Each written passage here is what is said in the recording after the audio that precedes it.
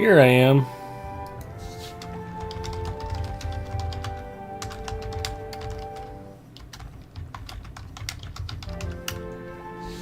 Okay, once more with feeling. Sorry about that, everybody. Hopefully I will be able to play the game streaming for more than 10 seconds. So, everything looks okay now. Let's go back to Skoyronk and kick some bad guy tail. Yay, Big Ed's back. Thanks, Del. I'm not going to get much love from Zinger or Deathman, so I'm glad you're here.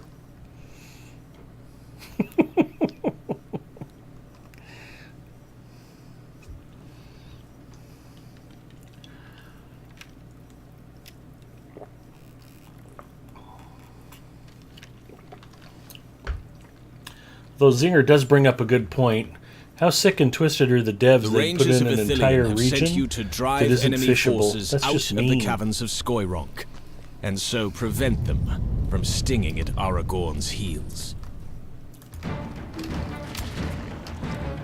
Anyway, like I was saying when the stream started, I've been upgrading Galandriel slowly but surely, and trying to learn a little bit more Yellow Line stuff.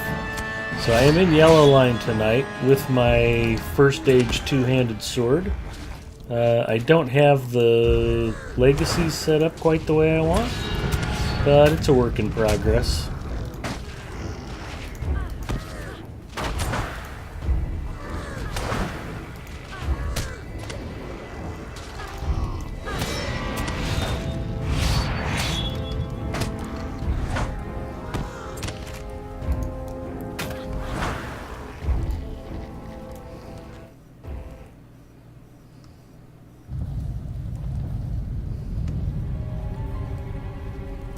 I thought I had Daleman's. Oh, I do, but it's probably on my red line toolbar. There we go. We will be eating some Daleman's crams because there's no other way to get them out of my inventory. They do love me in a weird way. True enough. I told Deathman I rely on viewers to tell me when I'm derping so I can go fix it. Still, that's an awful burden to put on them because I derp frequently.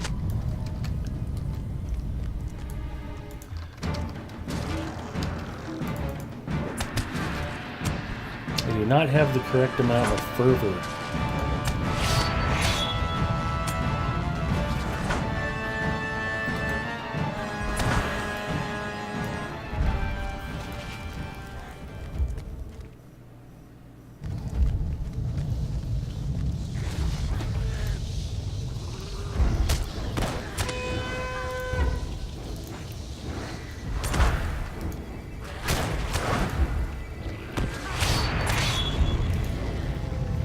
Oh, they're all dead. I can quit swinging now.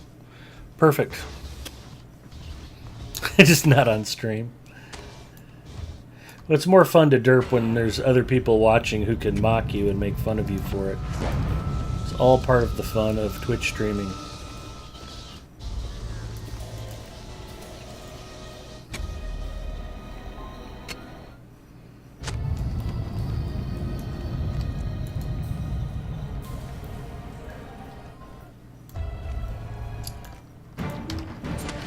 I do have Discord up if anybody wants to make fun of me without having to type so much.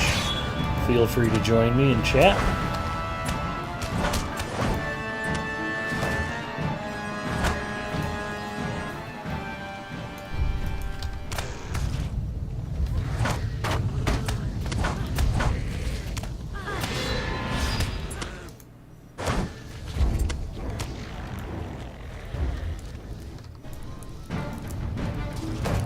Man, I'm picking mushrooms. Why are you bothering me?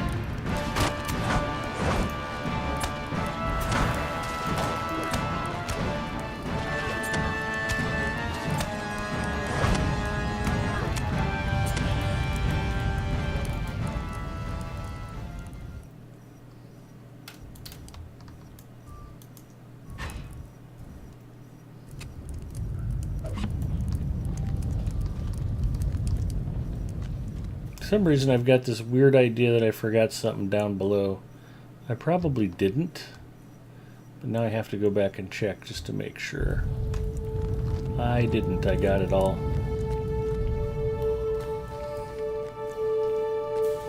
What? Ed's back.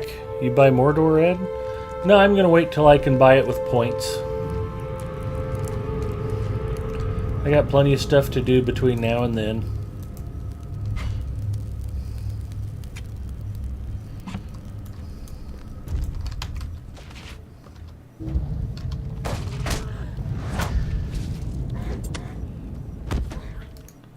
There it is.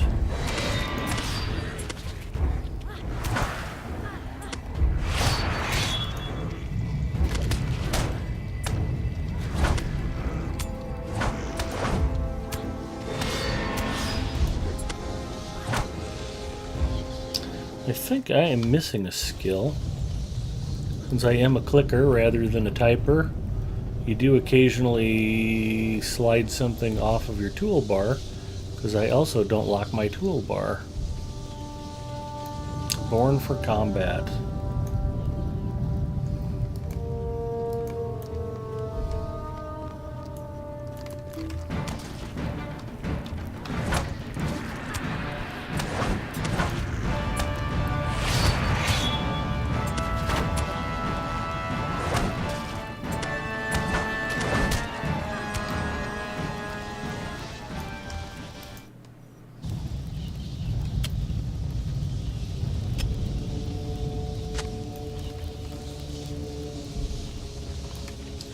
So here's where we're at. Reputation-wise, I've maxed out with all 3 of the sub-factions. I'm at Kindred, and I've been upgrading all of my equipment.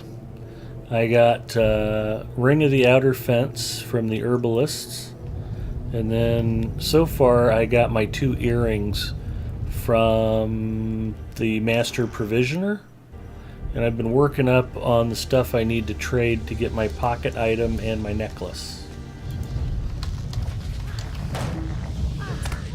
And it's kind of crazy when you get up to this level and you start doing routine stuff. Like I'm getting 250,000 points from task turn-ins, like I always say I do. But I got 300,000 experience points just doing the in-league and Ale Association pub crawls last night. So that's kind of kooky.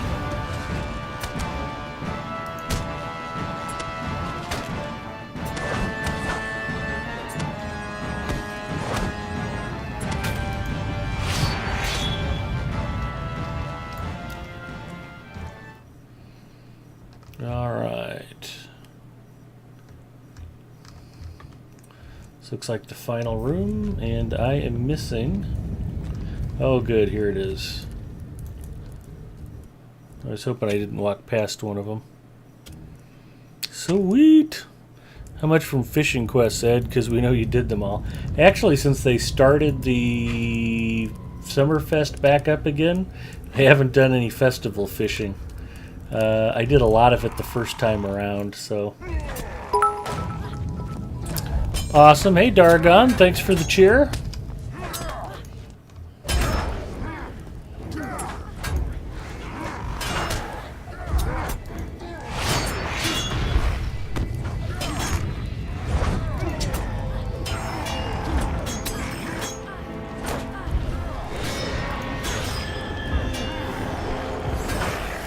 Alright, it is kind of cool to watch like 3 orcs die all at once.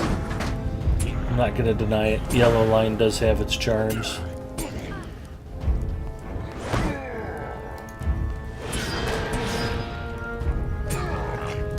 Although I've gotten in the bad habit of...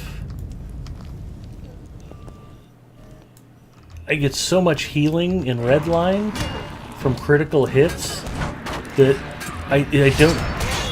It doesn't occur to me to heal, if that makes any sense.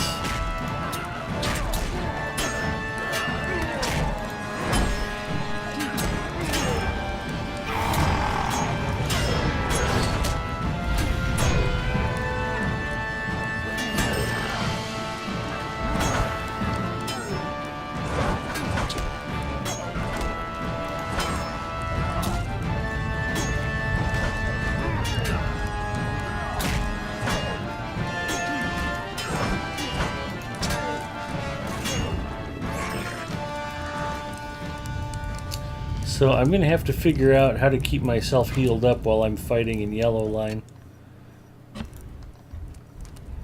The cooldown on Fight On makes it almost prohibitive to use. Actually, it's down to a 3-minute cooldown. That's not terrible. But I can only use it about once per battle. Oh, I'm done in here. Perfect.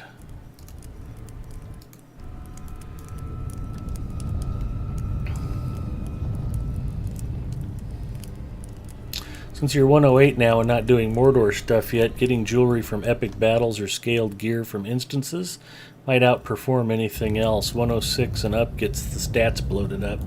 Yeah, it's pretty cool, some of the stuff that you get now. Bjorning's first stage weapon.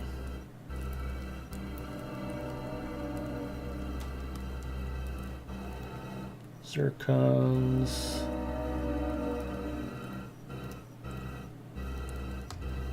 I guess I could mail this stuff off. Glad there's a mailbox out here now. Oh, good. I've also been popping into Sarnor, trying to get that finished up, boss by boss. Just little things. I've got a lot of stuff I can clean up between now and Mordor, so not in a huge rush. The danger for me, though, is I could end up at 115 before I ever walk into the place. I don't know if that's the worst thing in the world, though, either, so... this is all going to my minstrel. So...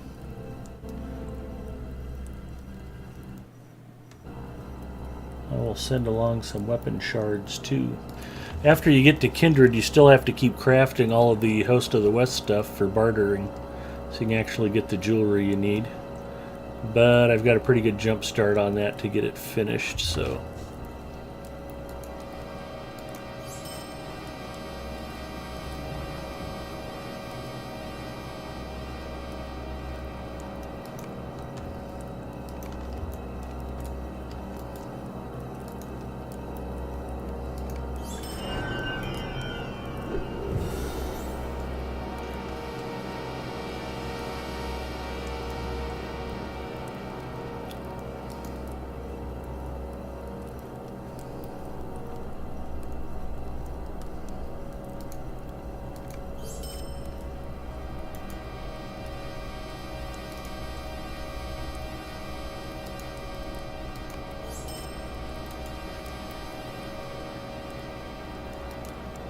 Be wary, my friends. Evil spoils these grounds. Thanks for the warning.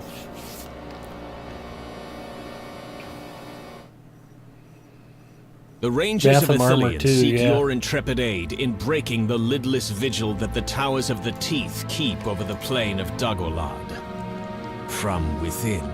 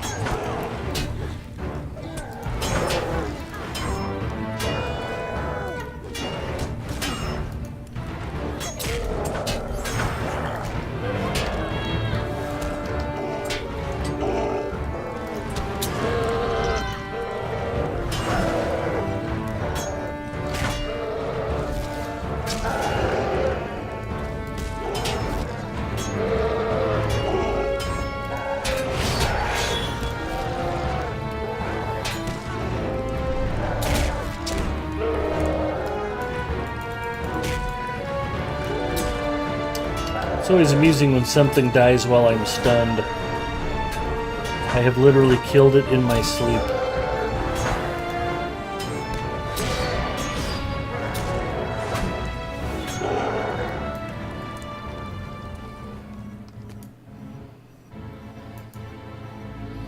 And we'll kill a Dalesman's Cram. Yeah, I actually ran Pelennor solo last night. And that was fun.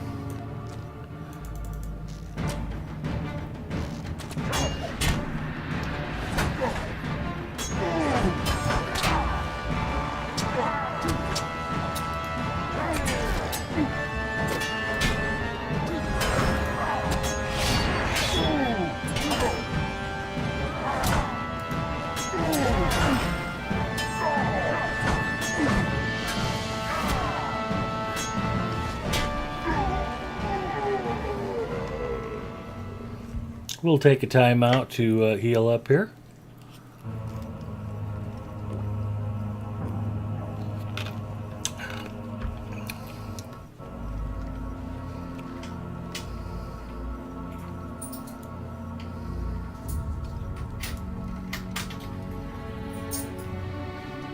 I've added about 10,000 points to my morale.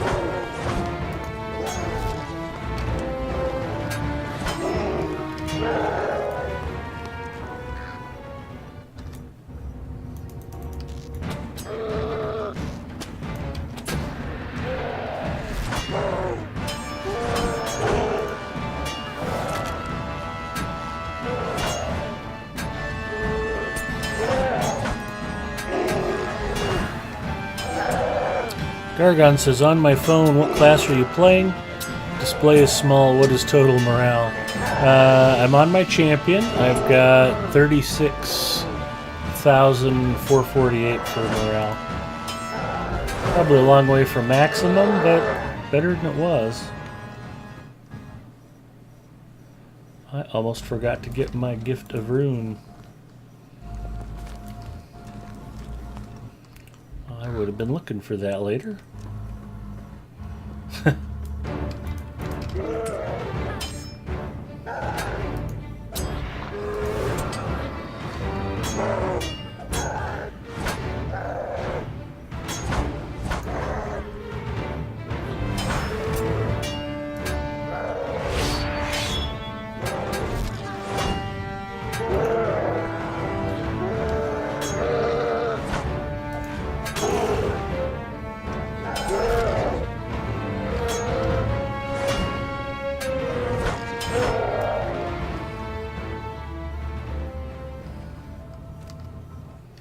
It is a champs.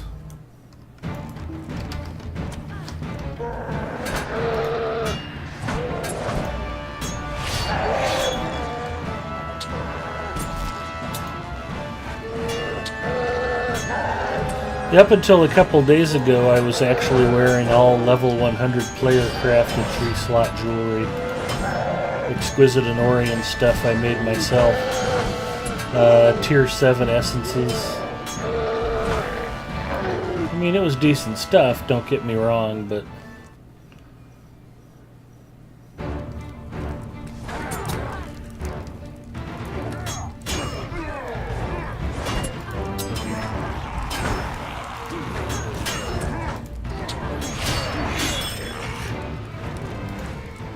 Oh, they're all dead. Never mind.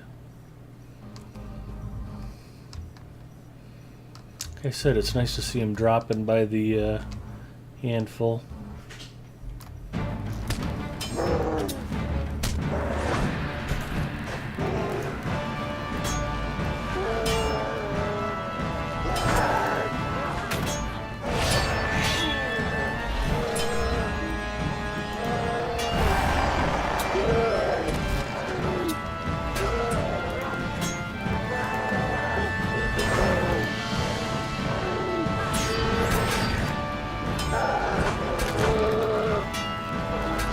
Did you want to say hello?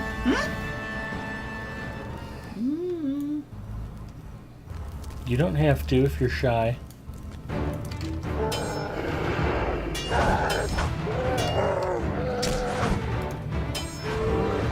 Who's watching you? Anybody? We have Dargon and Deathman and Zinger and Galarfin. Okay. And Mrs. Mustafa says hello. All those guys who work for that 105 stuff is useless compared to 106 landscape drops now. Yeah, I don't know what that means. might make for good cosmetics. Sorry, got stuff to do. Alright, honey, you can drop by and say hello again later. She just wanted to check and feel around and make sure my face was right where she left it, so we're good to go.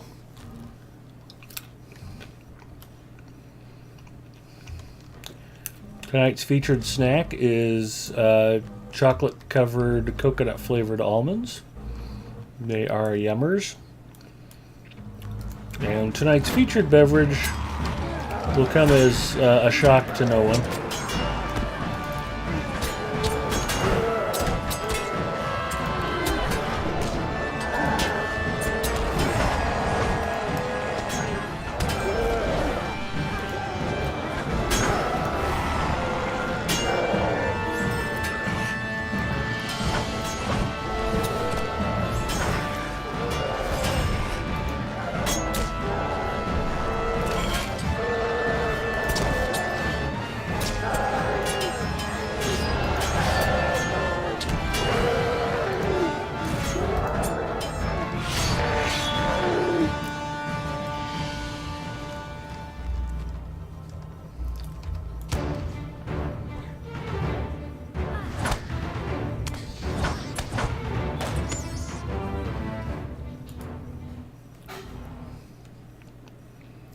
Ed, want to do my herbalism dailies?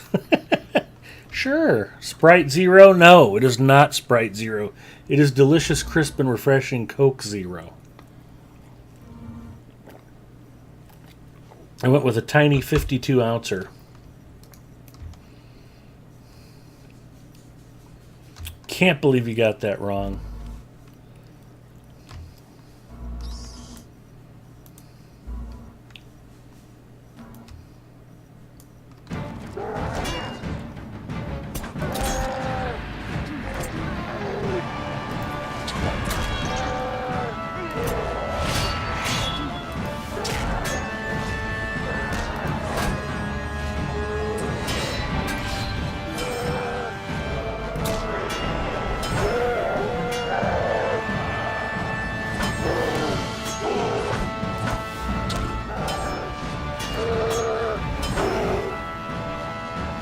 See, where yellow line gets frustrating for me is like when I'm one-on-one versus this war leader.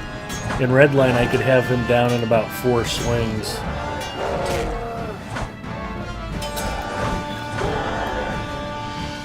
Sorry if I'm talking a little loud. I had the battle music blaring in my ear. I've been working on getting the... We've added a little extra light. I doubt anybody particularly wants to see my face, but my wife's grown accustomed to it, so she thought more light would be good. And then I had noticed on some of the playbacks that the music was at a low enough level, it was just kind of cutting in and out occasionally. And that wasn't a problem with the stream or the music necessarily. It's just that the audio setting was too low for OBS to pick it up reliably. So it would only play the most dynamic parts of the in-game music. So now you should be hearing in-game music all the time. Or not.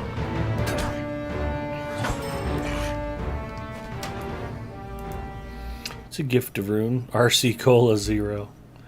Yeah, Diet RC is not particularly tasty. I used to be able to tolerate Diet Right. You know, compared to Diet Coke or Diet Pepsi, it was fine. But after having Coke Zero, there's just no other Diet Cola that comes close.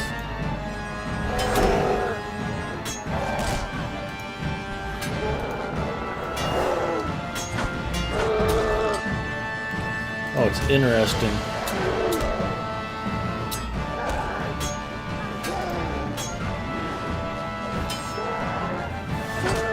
In Redline, I go to hamstring a lot because not only does it disrupt an opponent, but it actually stuns them briefly.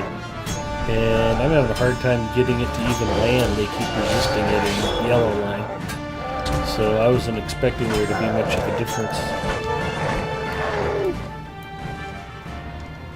I suppose if it's part of the trait tree build out. Oh, I've got 2 points available. Who knew? Maybe hamstrings on the list. I should probably fight whatever's attacking me, huh? Zinger said hello. And Kryles is jealous because he thinks you like Zinger more than you like Kryles. I do. That's not the polite thing to say, huh? Oh, sorry. I meant... What? They are all special. They're all That was my line. Okay. You saved me from spending another $350 tonight. You could have spent it if you wanted to. I know, but I want to spend $650 and get the mirrorless. She was looking at cameras and she used me as an excuse for not buying one. Yep. She's like, oh, my husband will get mad. He will get upset.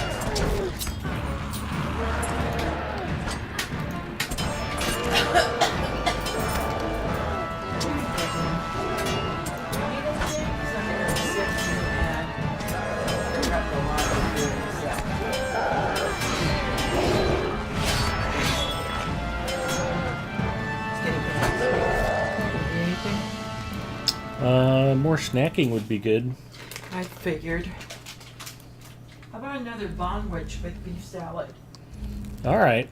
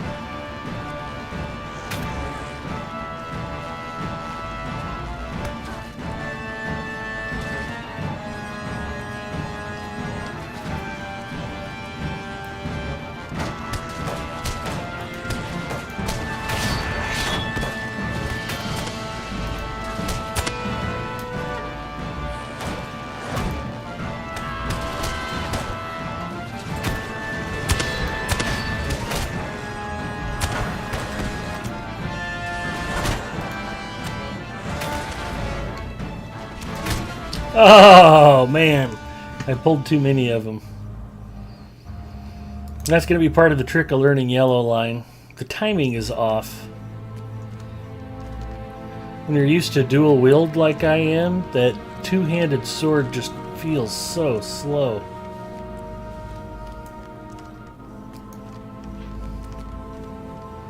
We will chalk that one up to my incredible lack of talent.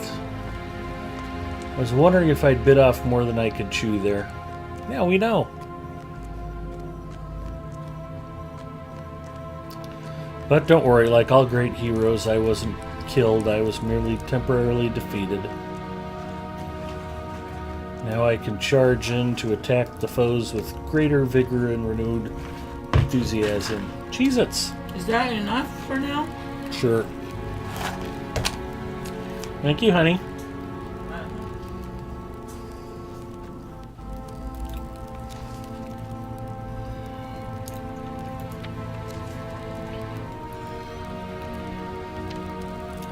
It's like Harry Callahan says, a man's got to know his limitations.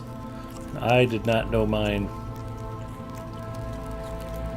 And the worst part is, if I could have just dropped one or two of them, the heal train would have started and I'd have been just fine. Or not, because the healing does work differently on yellow line, so I guess I just need to know better than to do that next time.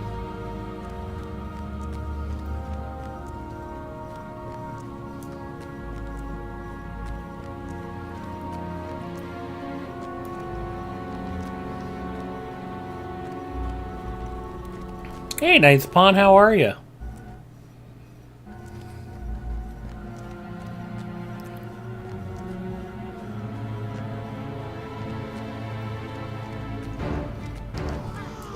Yeah, I used to run Blue Line a lot back before they changed to trait trees.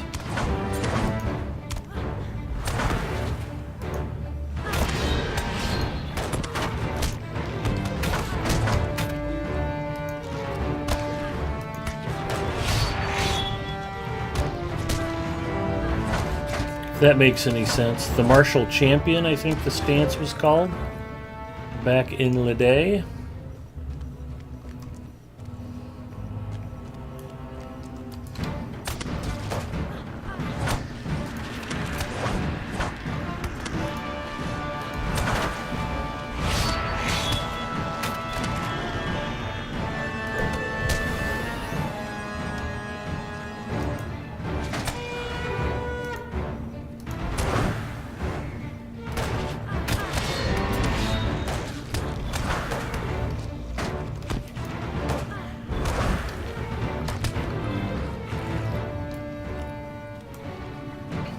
Thanks to all the maggots and slag crawlers in these instance dungeons, you'll never want for task turn-in items.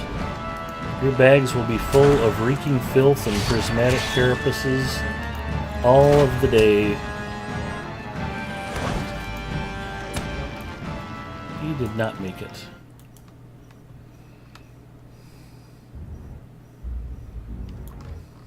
It's okay, Ed was just talking about spending about $3K on model airplanes. Exactly.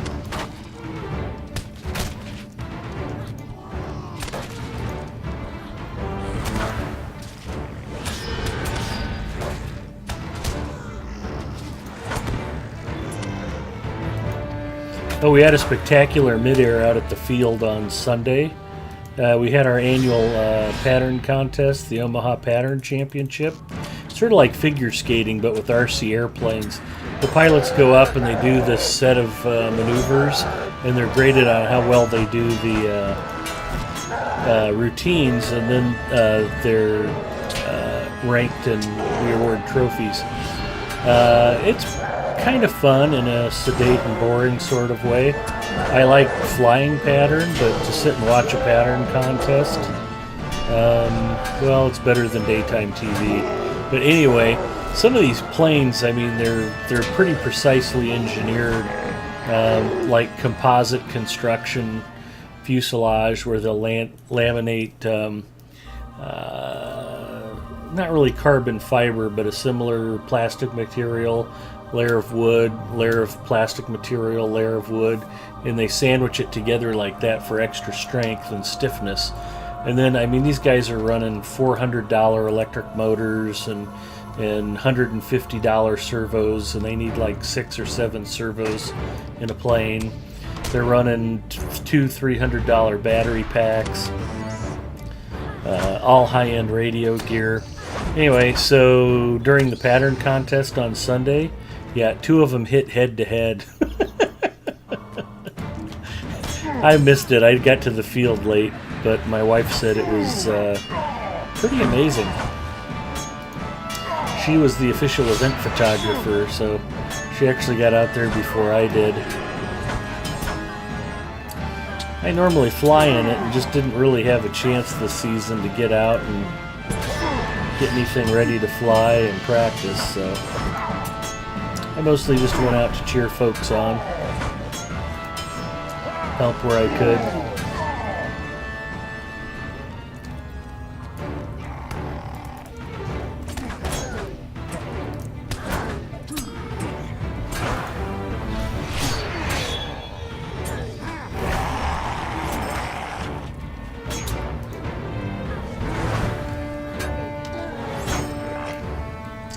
So yeah, one of the guys who lost his plane, he easily spent $3,000 on that thing. And he was out walking in the woods through the sticker bushes, trying to see if he could figure out where his battery and his motor landed.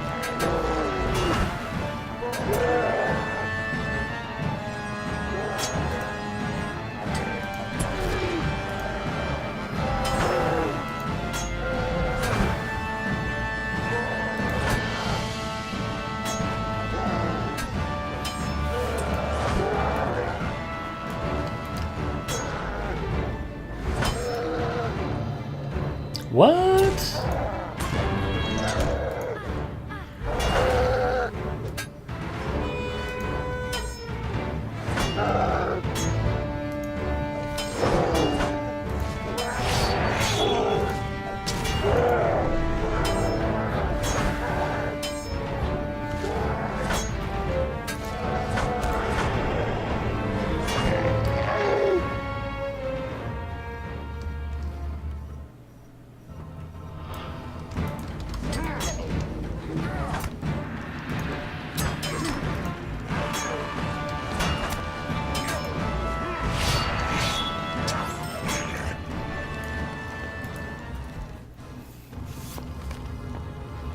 The Michelle Kwan of the sky. That's a good description. I've won a few trophies.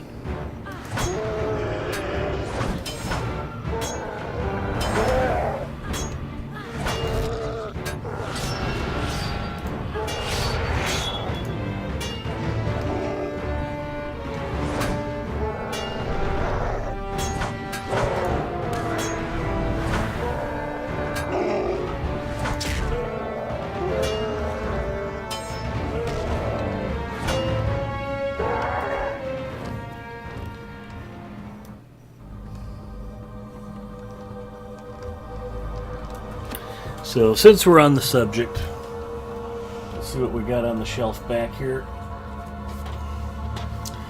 How to cover your model airplane in monocoat on DVD.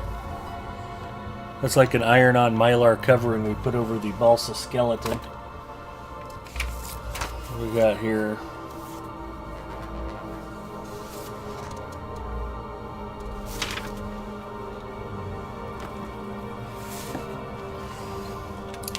This is my very first pattern trophy, Lincoln Sky Knights 2009. I took first place in Sportsman. There were only 2 of us who registered for the Sportsman class, and the other guy stayed home. He turned out to get sick that weekend. So it was my very first pattern contest, and I won by default. It was a glorious beginning to my pattern flying career. Let's see what else we got here. Here's a weird notebook.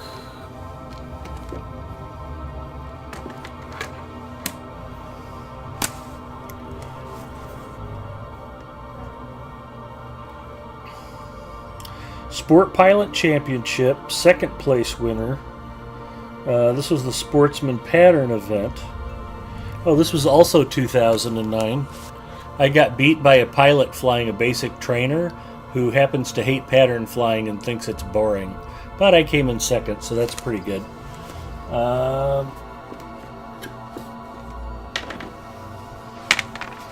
What we got here? 2nd place winner, 2010 Sport Pilot Championship, Sportsman Pattern event. So there's another one. That's from the next year.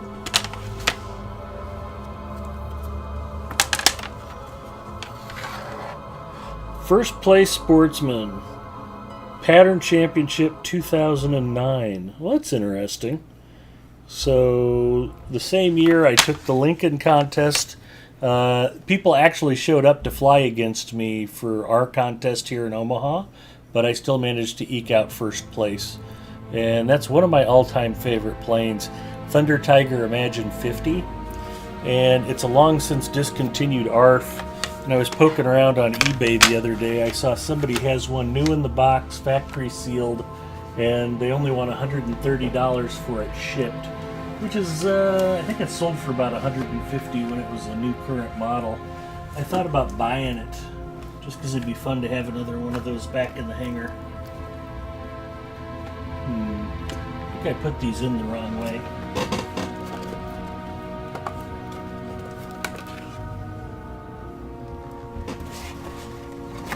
Oops. That's going to make Mrs. Mustafa upset. I do lots of things to make Mrs. Mustafa upset, though, so I'll clean that up later. Anyway, so those are a few of my amazing flying trophies. I know you guys are all excited I showed those to you.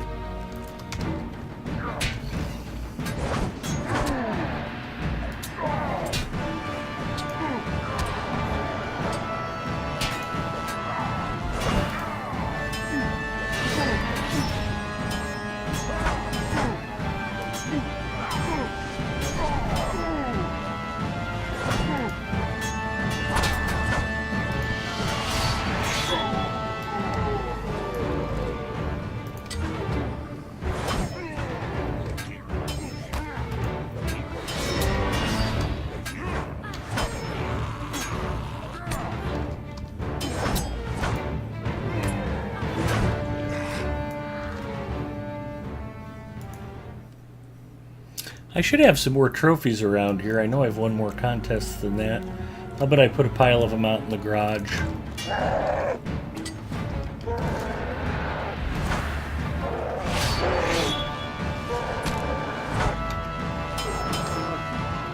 Part of my problem is I need to move up from sportsman class to intermediate class, because I've won like, I don't know, 4 or 5 sportsman trophies, but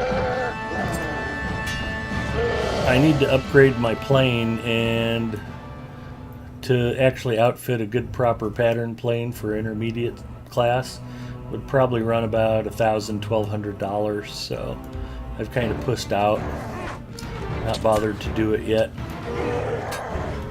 We want that, we want that.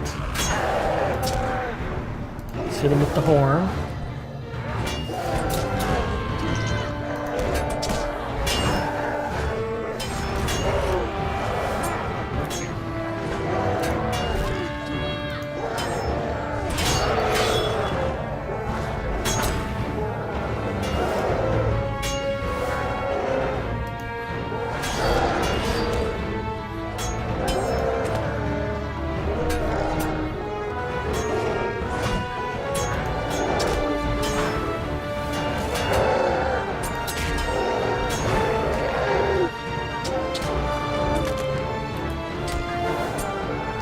I'm not happy with the amount of stuns I'm taking here.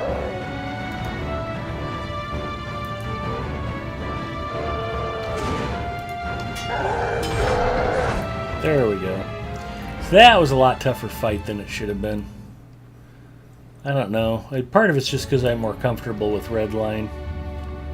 But I never would have gotten into that much trouble in Redline. Those guys would have all just been toast.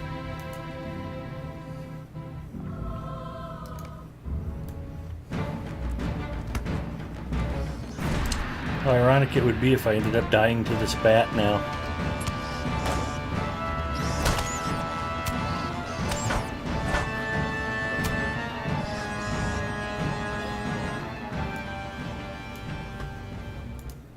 Big Ed 1, Slag Bat 0.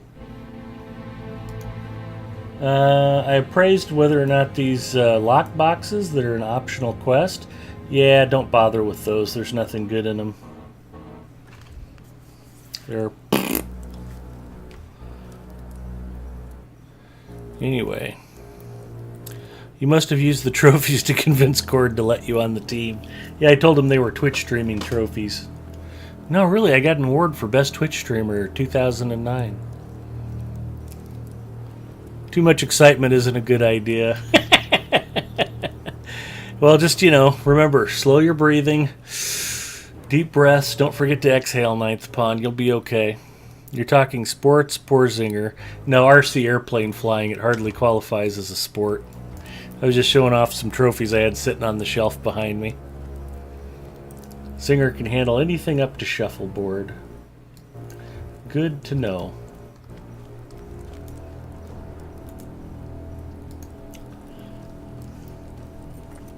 Well, we're definitely getting some inventory management in tonight, that's for sure. The other advantage of going with dual wield is putting 2 weapons in your hands instead of just one. It frees up a pack slot. So I got that going for me, which is nice. Padded Gondorian garments, that can go to the tailor. Runekeeper ain't anywhere near 100. Champion symbol, maybe. We'll put that into there.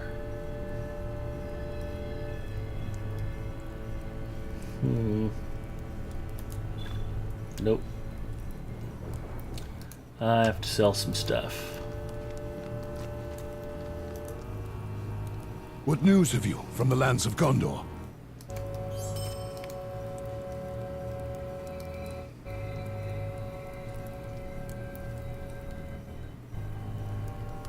This is the part of the stream where Ed stares blankly at his pack space for about 11 hours.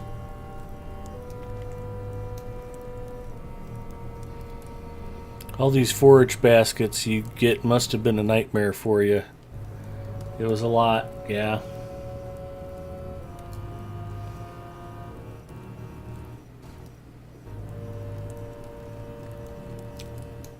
Sleek wings are useless. I don't really need the map to the party tree.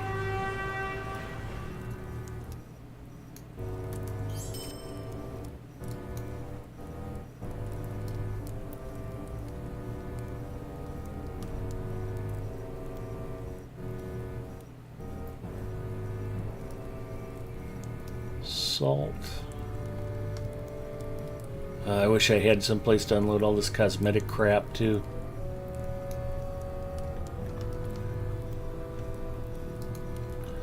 And I just got in the habit of dumping Westmint scrolls.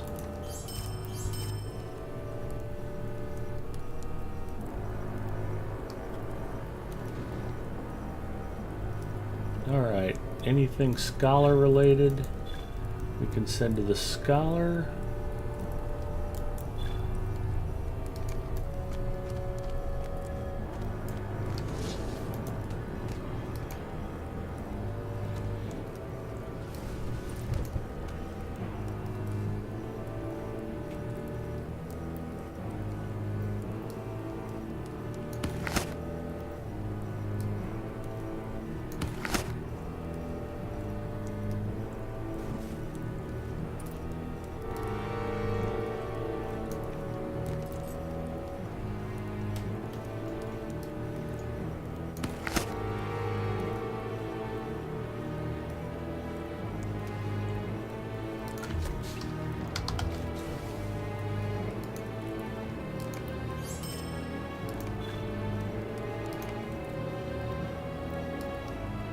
Goes to the tailor. That goes to the tailor.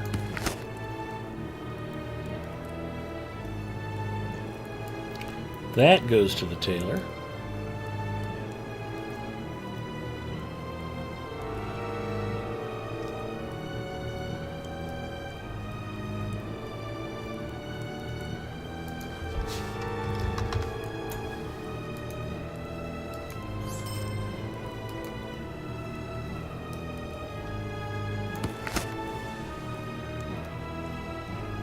Oh, damn it. What did I send the tailor or not send the tailor? I guess it don't matter. It goes to Nemini.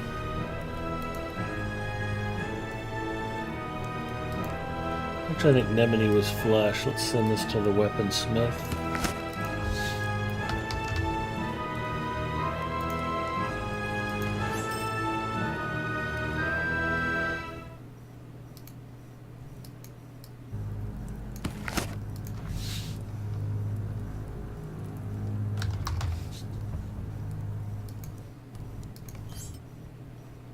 And maybe I sent weapon shards? I don't know. It don't matter. I'll clean it up later. What do we want to get? Relics of battle. Bolts of rush cloth. More wood.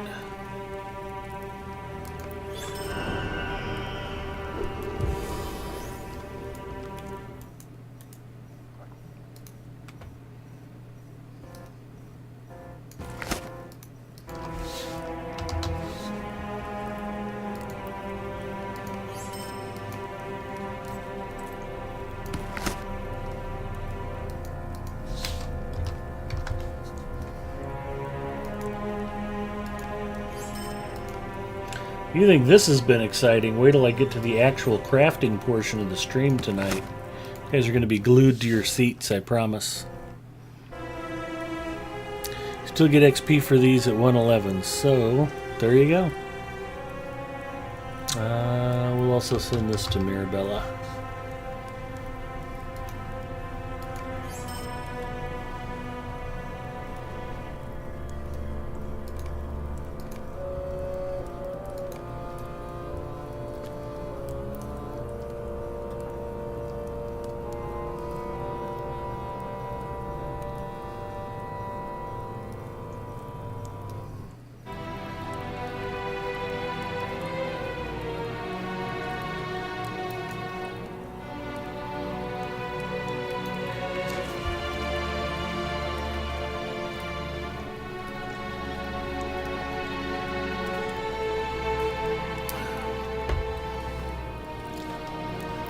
I didn't get a chance to thank you for coming out last Wednesday, Zinger. I appreciate you showing up for Wednesday night heists.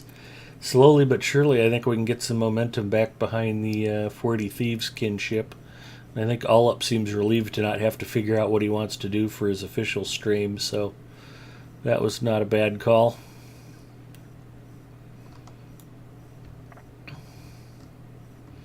Hopefully you can pencil us in again for this Wednesday.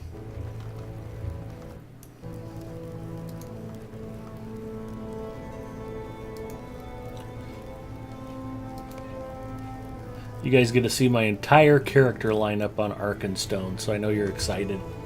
Almost as excited as looking through my RC flying trophies and plaques.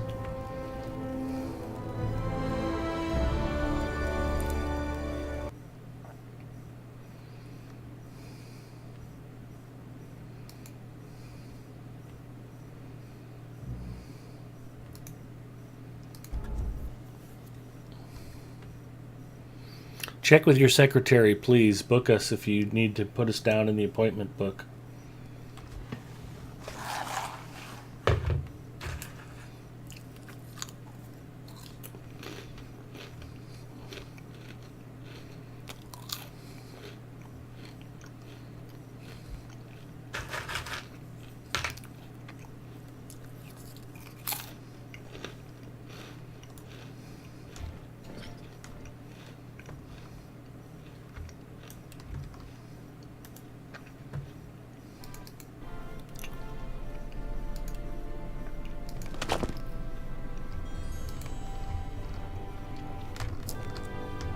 I actually leveled up Audrafina's cooking just so she could do... Once there was Oh, trade you know what? I between the might be dwarves out Moria of and the mushroom elves. caps.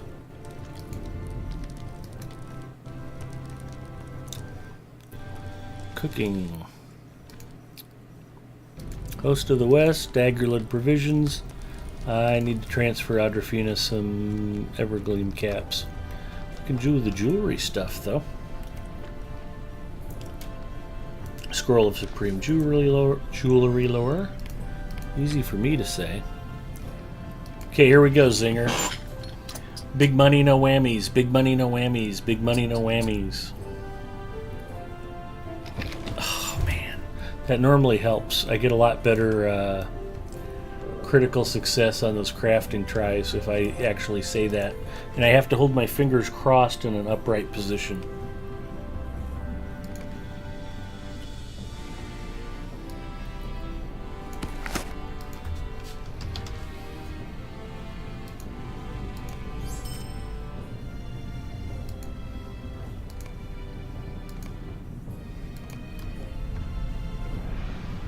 That's Audrafina. She's 62nd level. She is a rune keeper and pretty fun to play.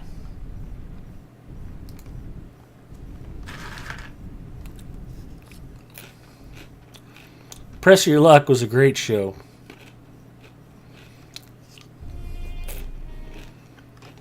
Sargarath, howdy. I do not have to add stop. It stops by itself. Hunzi, it's great to have you in chat. It seems like I haven't talked to you forever. How you doing, bud? How are things in the future?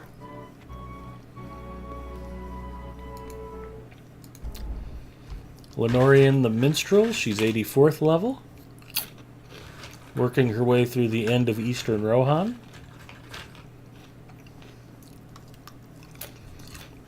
Probably off to Wildermore soon.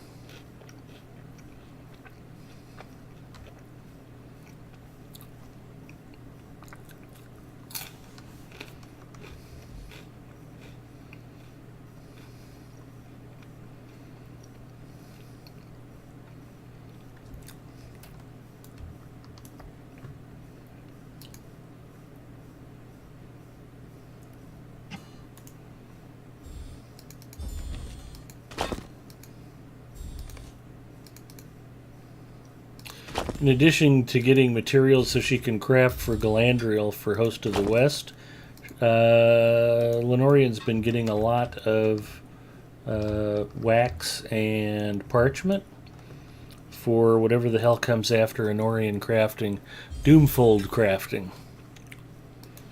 So once I figure out what to do with some of this stuff, the scrolls of battle lore and warding lore aren't usable until you're 115th level. So I've got no reason to make any. Probably the same with bow chance. I think Breach Finder's the one I like. I don't use them a lot on Nemini, but I do use them. And that's also, you can use that at 106th level. So if I start playing Nemini more, I might have to start busting some of those out. Let's see, we've got weaponsmithing.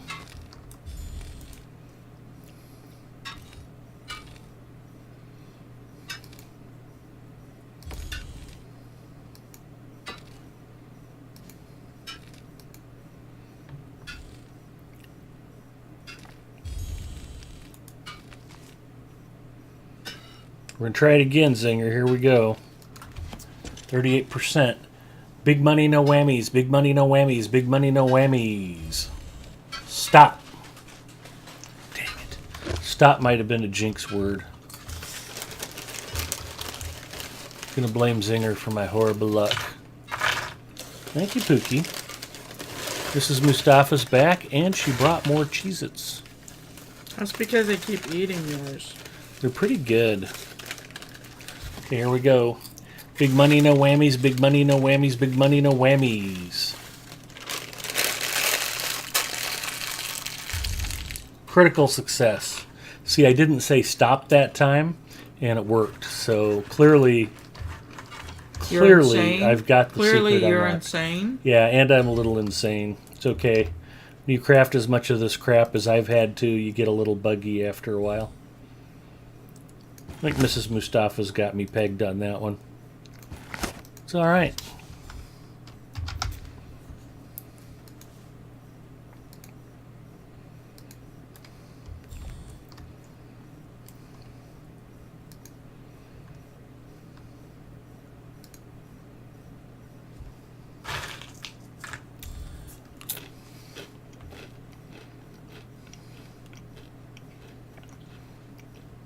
Bet those chips are salty if you only had a nice refreshing Coke Zero to wash them down with. Sargarath, that is an excellent suggestion. I will take you up on that.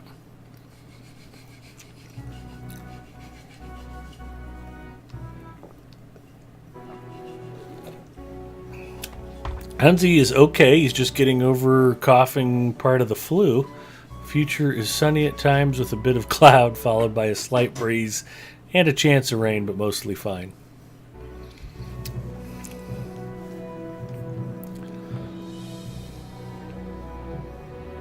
Buy more stat tomes, exactly.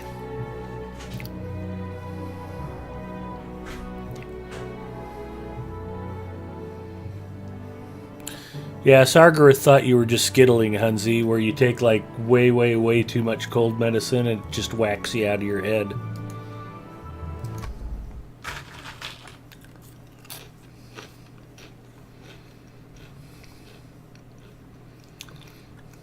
Hunzi's actually like that all the time, Sargarath.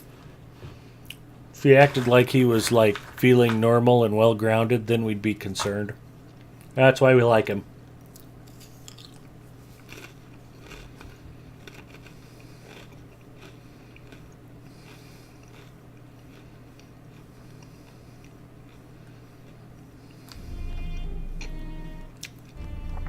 Loon. My burglar on Arkenstone, Mirabella here, is also a armsman, like little Ed is on Brandywine. And I had her crafting some, what the hell do they call them? Bridal insignias? It's basically a crafted relic for bridals. So the other thing I've been doing with Galandriel that I didn't show off was I finally relicked up her light saddle and set up a light trait tree on Thunderhoof or Warsteed. So she's fully equipped to run in either light Warsteed or heavy Warsteed mode. So that's a thing. I want to get the mail. I'm like, why am I out here? Why am I not in the crafting area? Because there's not a mailbox in the crafting area.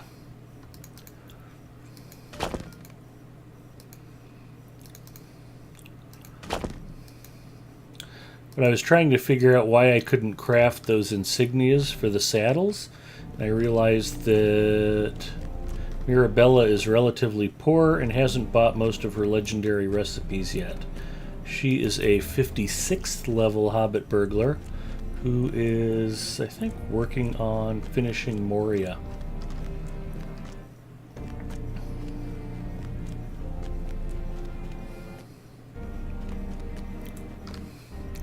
If any of you guys are thirsty and want to join me in a refreshing cool beverage, you can just type !cooler.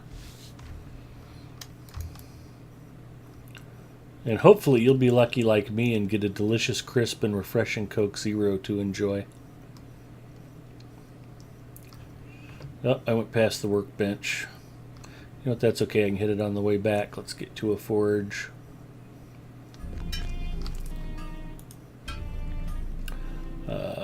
Weaponsmith. Host to the west.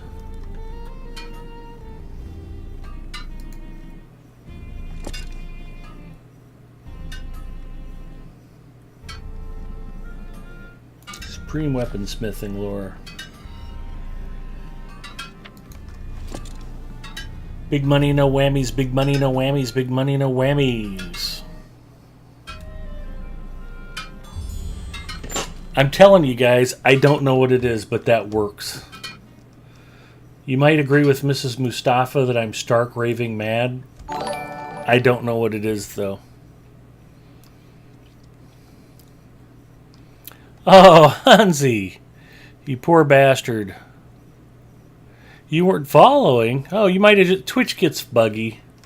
I'm sure you were following and it just got knocked off for some reason. That happens. Let's see what we got for Woodworker Scrolls. Anyway, thank you for the follow, Sargareth. Much appreciated.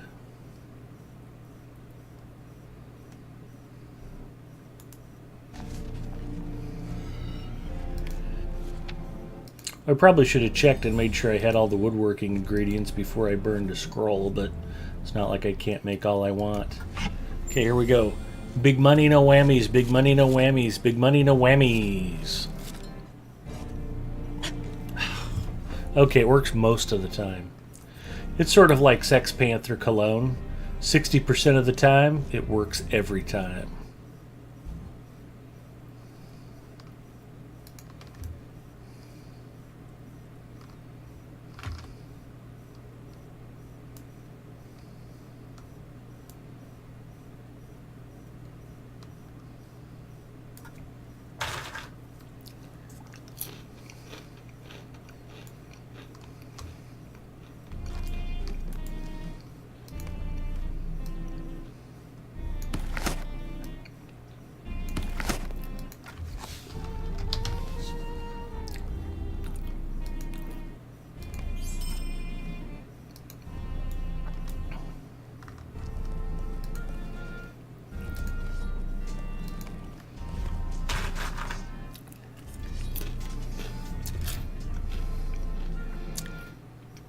No, I hit a bunch of them, actually. Green Ad, welcome. Howdy. Oh, Sargareth did get timed out. That's a tough break. I thought it was Hunzi got timed out, too. You guys both pulled Clamato? That's harsh.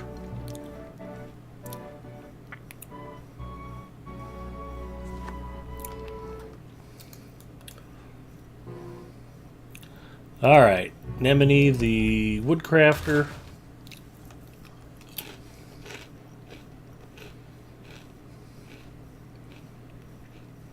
$55 herbalism dailies. No, you're just getting started, Zinger. Welcome to my world. Vodka for the Clamato. There you go. I've never actually tried Clamato juice. I'd probably like it.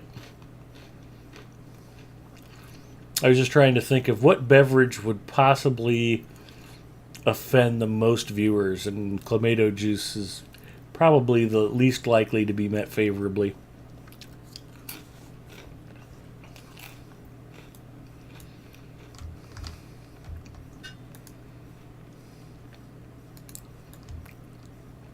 I think Nemini has plenty of wood, which is why I didn't send her anymore. Nemini is my hunter. She's at level, well, at the old level cap, 105. And I need to take her through Minas Tirith and finish up some stuff out in Western Rohan. Neither of which sounds very fun, so I haven't been playing her much. Everything I need to do to progress her development doesn't sound fun, so I haven't been touching her. Let's see where we're at. Oh, the old scroll just wore off. Not really a problem. 40% chance. Here we go. Big money, no whammies. Big money, no whammies. Big money, no whammies.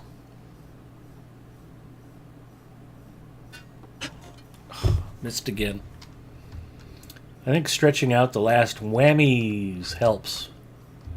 But it's a tough nut to crack here. I just keep experimenting with it and trying to figure out the best way to go.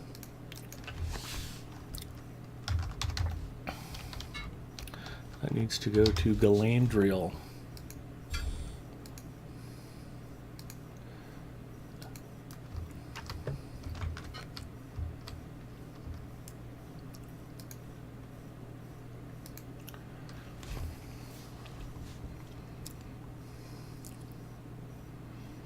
Cokes Beverly certainly isn't a crowd pleaser. Ovaltine, Perrier, Yoo-hoo.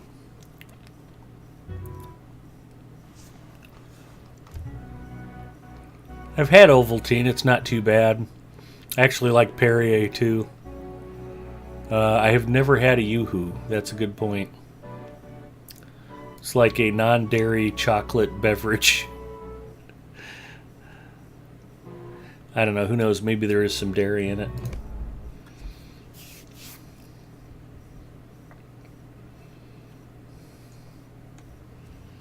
Shanaria is my guardian on Arkenstone.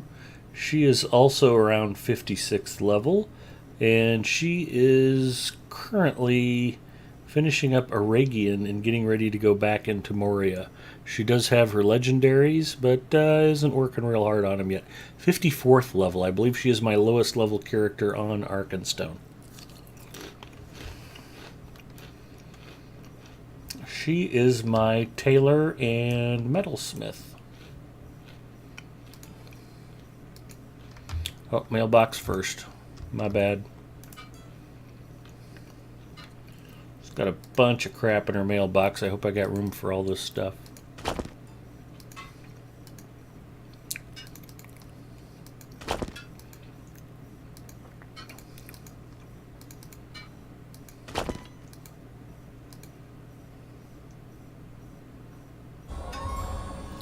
Well, that's interesting.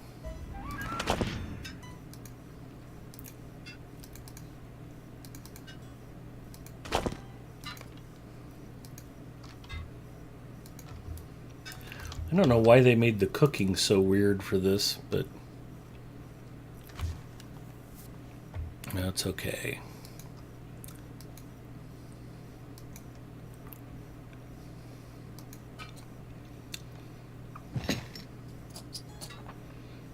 Well, we're pretty good on cloth. Let's see what we got for tailoring scrolls.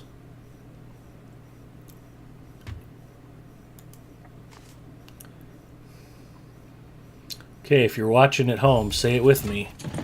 Big money, no whammies. Big money, no whammies. Big money, no whammies.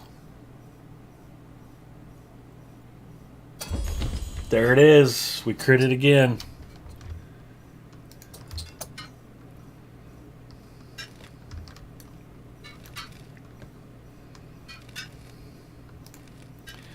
We are rocking it. That's the difference between 500 rep points and 1500 rep points. I actually need both kinds of stuff to turn in. so I can get both small and large rep items for bartering. So I guess it doesn't really matter that much if I crit or not. I just like to crit. It's fun to go big money, no whammies. Armor reinforcements, yeah, shouldn't be a problem. Where's our armor scrolls? Supreme metalsmithing lore. Tay Martini, thank you for the host. Here we go. Everybody say it with me now. Big money, no whammies. Big money, no whammies. Big money, no whammies.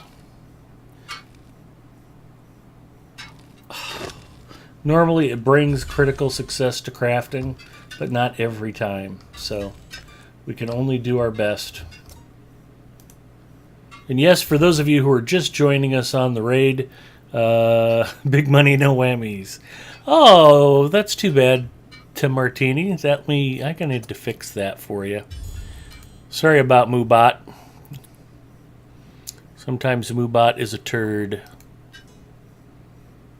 If you're going to be kind enough to host me, I will make sure I get you added to my regulars list so that doesn't happen to you again.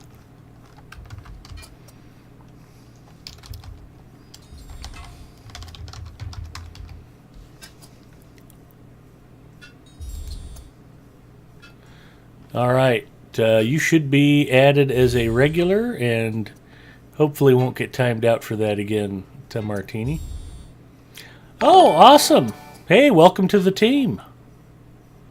Teeny Raid, Eladriel, welcome. Glad to have you guys all hanging out with me. I am up to some of the least exciting stuff you can possibly do in Lotro, which is kind of my reputation. I am the fishing geek after all. We haven't fished yet. I've been working on Host of the West crafting. So I'm just trying to finish up my jewelry on my champion.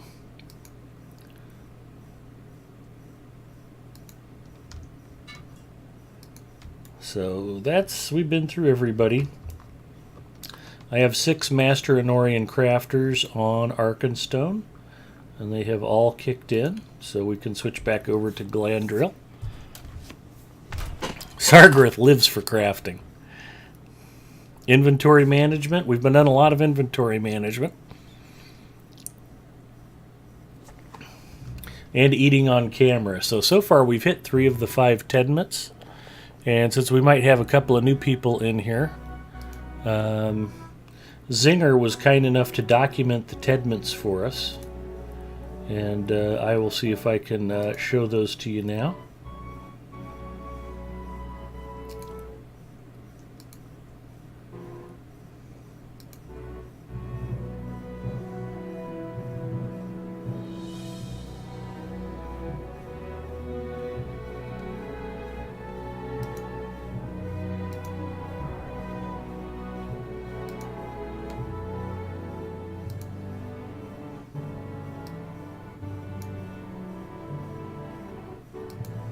The Tedments are: thou shalt fish, thou shalt craft, thou shalt do thy daily tasks, thou shalt commit to inventory management, and thou shalt eat on stream.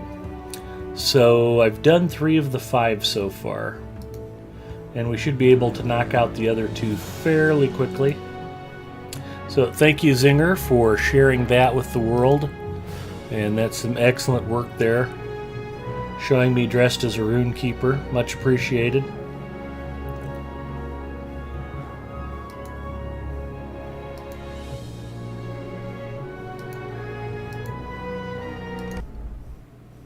Ah, poop. I'm loading Shinaria again. My apologies.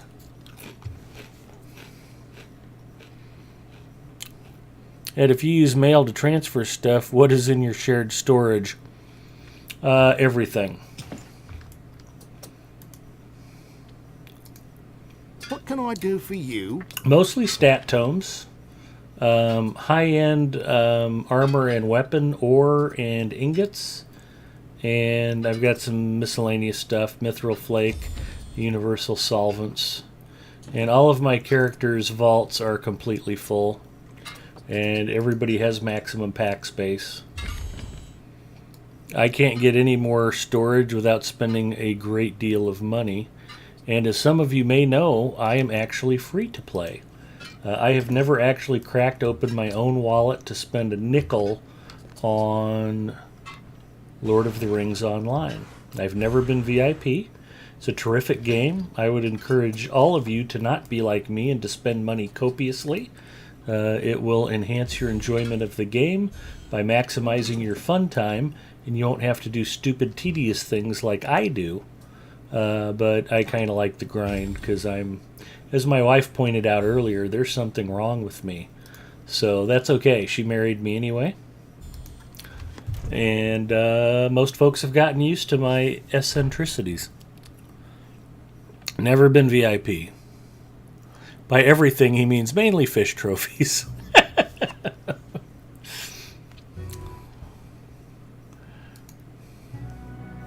I do have some fishing trophies, although I think on Arkenstone I've kept it pretty... I can buy more shared storage, but I don't... You know what? Once I get Mordor purchased with Lotro points, I will have extra points that I can go spend, so I don't want to run myself down and then not have enough for Mordor. Shared vault space strikes me as being particularly expensive, although you hate to buy regular vault space and then realize it's per character. Shanaria actually has more vault space than any of my other characters on any server. I've got her bumped up to 150. I save single-use recipes, and as a metalsmith and tailor, she has more single-use recipes than any other vocation. It's just amazing the amount of single-use recipes I've got stored in her personal vault space. So we're here. We're going to try to... I don't have enough room to clean out the mailbox. Inventory management is a constant struggle for me, as you guys probably all know. Where's Audrafina's stuff? I grabbed that first because... Oh no, I didn't already have it. Galandriel actually critted on both of her crafting attempts earlier. Nemone and Mirabella should both have wood plus weapons, which means I can go to Lenorian. And I ran out of pack space because Mirabella must have critted on weapons and not on wood crafting, I'm guessing. I need to get rid of a couple things. Which brings us to task turn-ins. Yay! Do your task turn-ins every day, boys and girls. If you're not doing them, you are missing the boat. Only good things come from task turn-ins. First, let's make sure that I'm not still capped from yesterday. I am not. But by turning in your tasks, you will get, in no particular order, lots of experience points. In fact, 25,000 XP every time you do a task turn-in at level 100 or higher. You get item experience points. You may get war steed experience points. You may get reputation points. You also earn titles and cosmetics. And if you do enough task turn-ins, you will get the chance to do even more task turn-ins per day. Who can argue with that? Boom! 22,000 points. Oh, this is interesting. It actually was 25, almost 26,000 a couple levels ago. And my experience from task turn-ins is starting to dwindle as I level up. Didn't think I'd see the effect so soon, but there it is. The most important thing for me about task item turn-in is it frequently helps clear space in my inventory so I can go get more stuff, like the stuff I still need to get out of my mailbox. So... Oh, and it looks like I got a legendary to go crunch, so let's get this sucker reforged. Nope. I greet wrong you, dude. friend. Well met.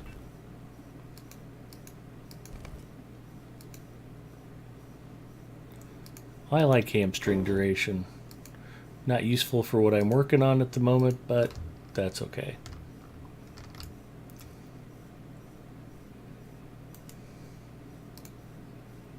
Moldy skin.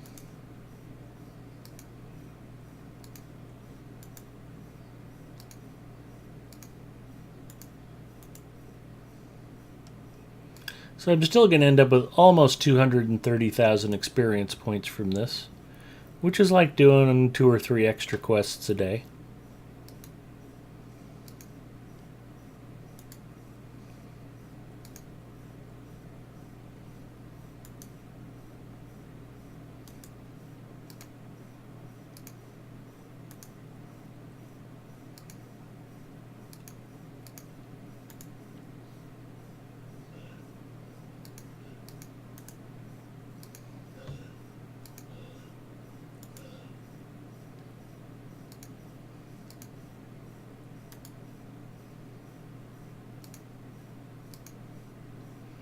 Yep, and that's the notification that I have reached my task limit, 10 per day.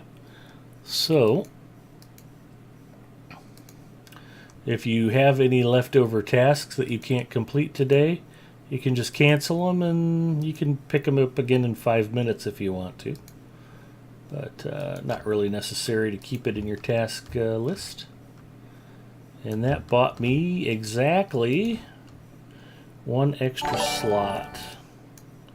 We can combine some of the stuff. Awesome.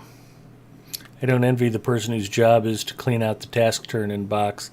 Yeah, who the heck wants reeking filth? Zog, welcome! Zog1221 is now following. Glad to have you with us. Yeah, I always say that the worst job in all of Middle-earth is task item collector, because the stuff we turn into them is particularly heinous. Multi-skin. That's not moldy. Alright, well I got exactly 2 additional pack slots. And that's not going to be enough.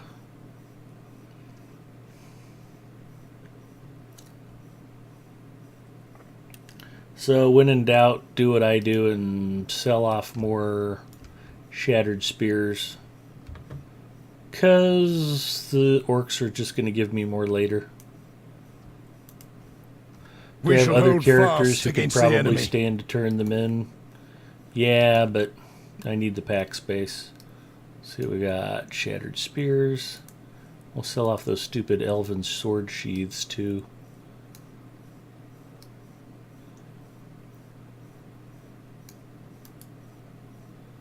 Plus, I need the money. I have confessed before to being a horrible addict to stat tomes. So whenever I get a pile of gold, I rush off to the auction house to buy another one. And that should leave me with enough turn-in. See if we can get the rest of the jewelry I'm trying to get out of these master hosts of the West dudes.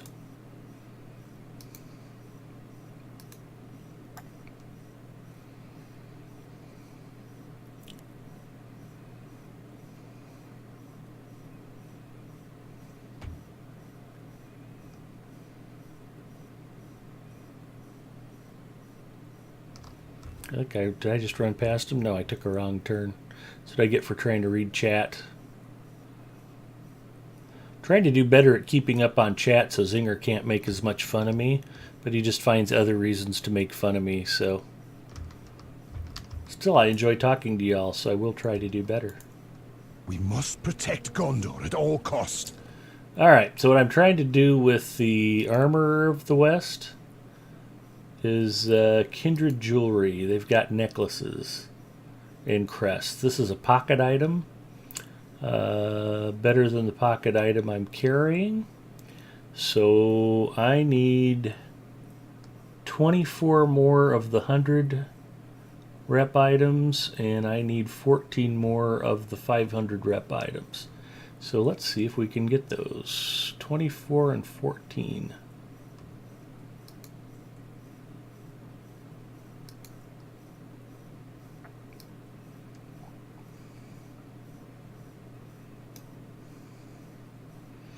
Oh, that's funny.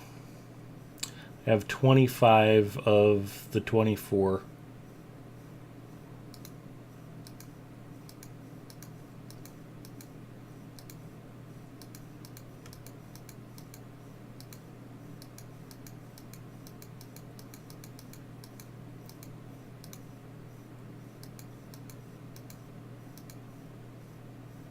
I need 14 of these. 2, 3, 4, 5, and I've got 15. It's my lucky night.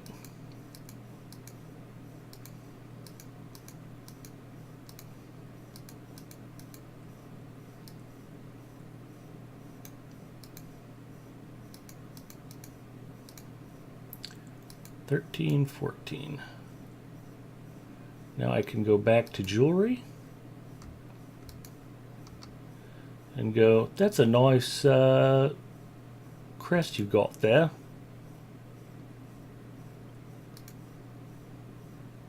Now it belongs to me, and I never have to talk to this stupid guy ever again. That's all I needed. If you do some of the, I think it's the Throne of Dread Terror instance, you can get power-ups. What are they called? Ornate inlays. And you can come back and get a slight tweak on this. Basically, it has 355 might and 623 max morale. And if you get the inlay on it, it boosts it all the way up to 391 might and 691 morale. So in other words, it's hardly worth bothering with. That's like 67 extra morale and an extra 35 might. I don't know. I suppose if you're doing Throne of the Dread Terror anyway, there's no reason to not get it done. But I don't know. I'd go kill myself doing Throne of the Dread Terror just so I could get those inlays. Okay. Well, that was pretty cool. That means the last guy I need to get something The from. Rangers will not surrender us, Gilioth. Master Weaponist has a necklace choice that is much better than what I'm wearing. So I'll finish with that. And that'll probably have to wait till tomorrow since I can't craft anymore today. That'll be a nice little upgrade. Still wearing my old jewelry set was level 100 player crafted. Since Galadriel is a Anorian master jeweler, figured she should be wearing jewelry of her own making, not realizing at the time that it was so horribly nerfed, although she's been wearing that stuff for a long time. So, actually not too far off of the mark. I have more than enough of the low-end item because I've been getting them from just regular pulls, and I just need 11 of the weapons, so that'll be easy to get. And I actually have some stuff to turn in. Although it begs the question, what the hell do I do with the small stuff that I don't need any more of? Where are we at here?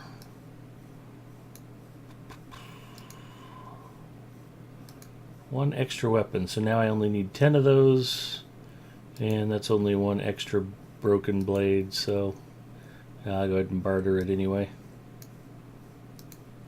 Nothing else that frees up a pack slot. So,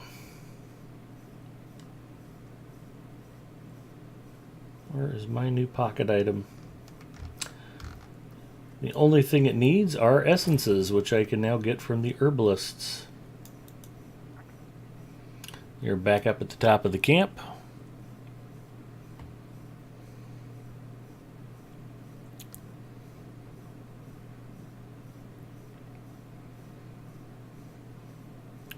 Didn't know about those titles. Yeah, it's easy to die.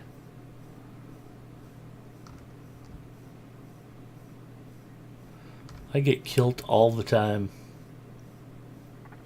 I don't mean the fancy plaid skirt from Scotland. I mean deaded.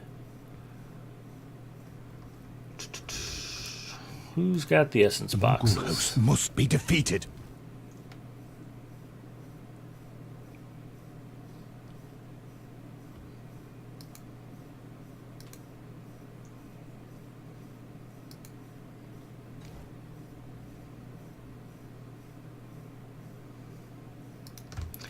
And this is going to seem like a weird choice, but the North Ithilien essences are a bit limited in selection. There's the regular stats, fate, will, vitality, agility, and might. Then you've got critical, morale, tactical mitigation, physical mitigation, tactical mastery, and physical mastery. Which is fine, because I'm actually going to put might.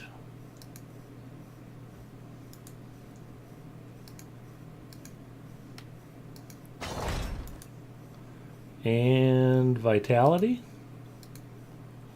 onto that pocket item. But one of the things I want to work up... Morgul host must be defeated.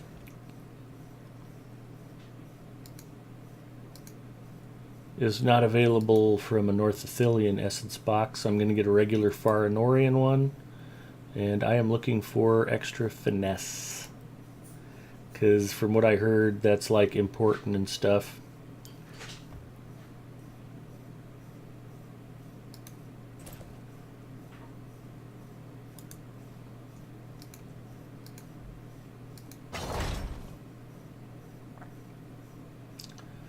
And I now have my 3 essences on that, and I'm going to replace my old pocket item.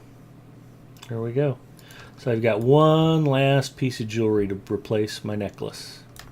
The bracelets are from the herbalists, and the rings are from the herbalists. And I've gotten earrings and the pocket item from the Host of the West specialty rep dudes, and I just need the necklace from the weaponsmith. Then after that I can worry about getting less sucky essences for my armor, or just quit worrying about it. So that's a thing. Alright, that was like super not that fun.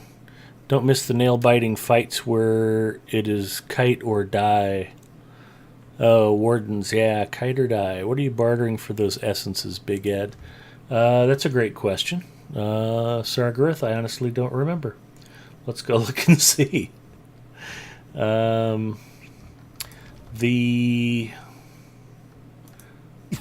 Herb Master trades North Ithilien essence boxes for Ithilien essence fragments. And as you do the dailies for North Ithilien, these assisting the herbalist quests, you eventually get to the point where there's 11 different dailies you can do, and some of the key ones will drop a pouch of Ithilien essence fragment, and you have to get 4 of these in order to get one North Ithilien essence. That's not hard to collect because you end up doing those dailies over and over and over. That's another one of the tiers that they upgraded from Kindred to Celebrated.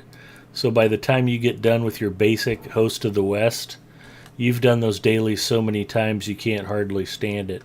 Although, to Standing Stone Games' credit, this sucked a lot less ass than getting Celebrated with Minas Tirith, and it turned out there was no reward for doing it with Minas Tirith. I was not happy about this. Zinger still remembers me bitching about going through the cisterns of Minas Tirith every day for weeks, and then finding out there was no particularly compelling reason to have bothered. That put me in a bad mood. So, yeah, North Ithilien essence fragments, you trade in there. And then the Quartermaster, who has the Plain Jane, not surrender us, Gilioth. Farinorian essence boxes. He takes Host of the West silver pieces. These are rewards for completing regular quests, and I think you get them for completing the North Ithilien dailies, in addition to some of the other rewards like flowers and things like that. What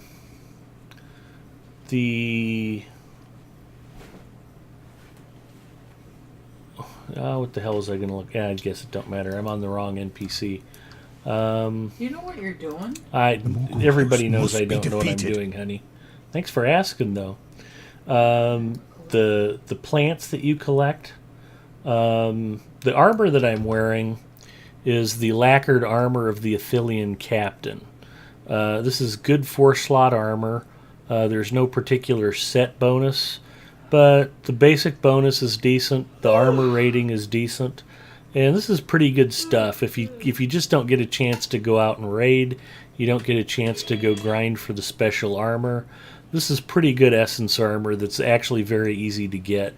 As you do your North Athelian dailies, you'll automatically be collecting these plant extracts. Sapphire and amber are critical.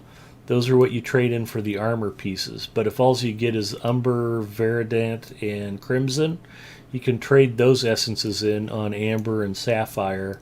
I think it's 125 regular extracts for amber and 250 extracts for sapphire.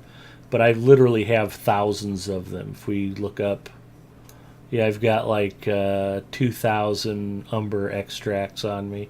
It's easy to accumulate large piles of this stuff, and as you do the dailies, you'll actually get amber and sapphire extracts as rewards occasionally. So it took very little effort to collect this armor.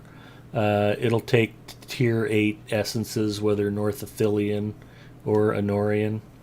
And the only thing that was tough about this armor set, if the color scheme looks a little weird, I tried a lot of different dye combinations in the panel. Like the armor piece here, if we go through and try to dye the chest different colors, like I want to look really badass and I'm going to have all black dye. Well, boom, that's what you get. Instead of looking really badass, it looks mostly washed out with little bits of black trim here and there. I mean, that's not terrible, but would you waste a black dye just for that? I don't know, I would. And if you go through the whole armor set, it doesn't get any better. Like, I'll do the whole thing black for you. My apologies for not having the large dressing room, but my client is pretty basic.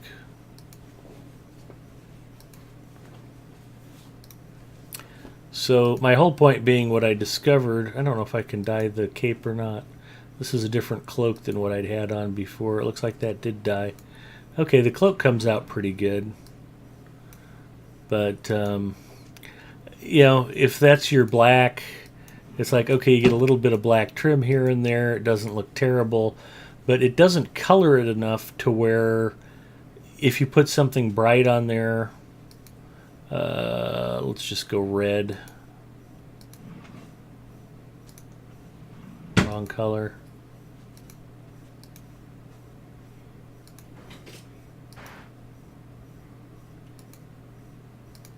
And everybody who's watching, nobody probably cares what color I dyed my armor. So I pride myself on kind of being the Ambien of Lotro streamers. A lot of folks come in here to watch me stream just because it helps them sleep really good at night. A lot of them pass right out at the keyboard. Like, here's red dye. I mean, that wasn't what I was looking for. And it's like, okay, that really looks kind of hideous. And the way I've got the stuff equipped, what I found was with umber and rust, I ended up picking umber. I took the basic armor and applied umber dye to it, and it gives it kind of a nice antique-y look, if that makes any sense. So I kind of like the way that turned out. It's a unique look, and it's ugly-ass armor, but that was the best way I could find to treat it with dye and be happy with the results, because anything bright-colored, it wasn't changing it. You basically have to live with the ivory beige look of the base armor and just figure out what's going to accent it nicely. And I went with umber, so there you go. I don't see a lot of crafted gear. What does high-end crafting get you? Not much. The Martini, thank you for the raid, and welcome to the Lotro stream team. I'll look forward to catching more of your streams. In fact, hopefully you haven't gone yet. Oh, I can't do it in Chatty. I've got to do it on the game client. I was not already following you. My apologies. We have corrected that. So if you're not already following the Martini, throw the Martini a follow. You can just left click on her name and it will pull up a dialog box and you can follow. So looking forward to checking that out. It's always fun when we get fresh folks on the stream team. Some of us who have been on for a while, I don't think I have too many surprises for folks who check out my stream. But like having Spilo join the team, he was really putting out some great streams. I'm looking forward to seeing more of his stuff. And I had to replace a half a dozen keyboards because of all the drool Ed makes me get in there. Exactly. It's rough on the keyboards. But throw Teeny a follow if you're not following already. And I'll look forward to seeing her stream. That will be cool. Druid's Fire, thank you for the auto host. So, cool, thanks, Ed. Yeah, the flower picking thing. It's a thing. There's probably a particular reason to doing what you're doing now either. Oh, no particular reason. Yeah, that's a good point, Singer. I generally don't know what the hell I'm doing most of the time. Singer has to straighten me out all the time. So, a lot of crafted gear. One of the problems right now, Sargareth, is that crafting hasn't been elevated to the same level that a lot of the loot and like the flower picking armor is way better than anything my metalsmith can craft for me. I think I was wearing player crafted heavy armor for a while and it just wasn't that great. It was pretty easy to replace it. It bugs me when you want to dye something and the color doesn't touch some panels. Yeah. And with this particular armor, it doesn't touch most of it. That's why I use the umber as more of an accent color. Big Ed streams are like McDonald's. There you know what you want, what you get, and you get what you know. Hi, Talarian, and hello, I'm too tired. Thank you for comparing me to one of the low water marks in the culinary world. I appreciate it. So... Philian Pathfinder, but they have a basic armor set for all three types of armor. You can get heavy, medium, or light armor. It's 4 slots. It's got good armor protection, and you can customize it with the essences, and you don't have to kill yourself to get the stuff. So, does it look a little bit like ass? Yeah, it does. I've got some other cosmetic sets I can switch out. This is the Dragon Scale armor from Helgrod. This is a cosmetic set. I got this at the skirmish camp for next to nothing. This was very affordable. It's level 65 stuff, and if you get the cosmetic version instead of the actual armor, it's next to nothing in terms of marks spent. I have the Ranger outfit, the Grey Company outfit from Dunland. Always still a favorite. And this is the 10th anniversary cosmetic set. I got the armor and steed of the reminiscent dragon. So I actually have a horse that matches the set. Not that one. Here's the steed of the reminiscent dragon. And we'll switch to that outfit. And one of the things that's amazing to me is if I want to unlock an extra outfit, isn't it like 1,000 turbine or Lotro points? Excuse me. It's just something stupid. Oh, 500. That still seems like a lot to me, especially when you need as much vault space as I do. I can't be buying extra cosmetic slots, although I did buy one extra cosmetic slot on Galandriel. So that's a thing. Anyway, so that's North Athelion and the wastes, and most of what running around out here has to do with everything. But you'll be running those North Athelion dailies for a long time to get to Celebrated. But there are some nice things that you unlock along the way. Some great jewelry upgrades. I've been pretty happy with this armor set. That lacquered armor of the Athelion Captain. And I mentioned earlier that I had set up a light warsteed set for Galandriel. We can take a look at that real quick. I haven't done the culling continued yet today. So Thunderhoof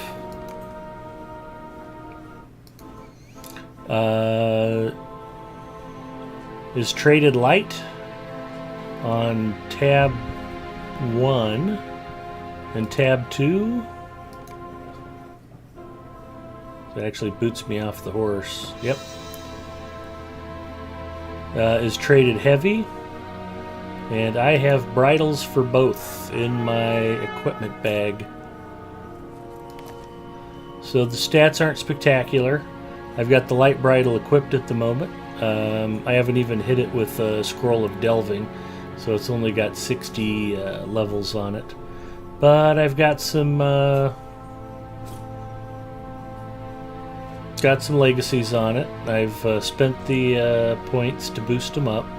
I put in some very basic relics because I don't know why Warsteed bridle relics are so rare and so hard to come by.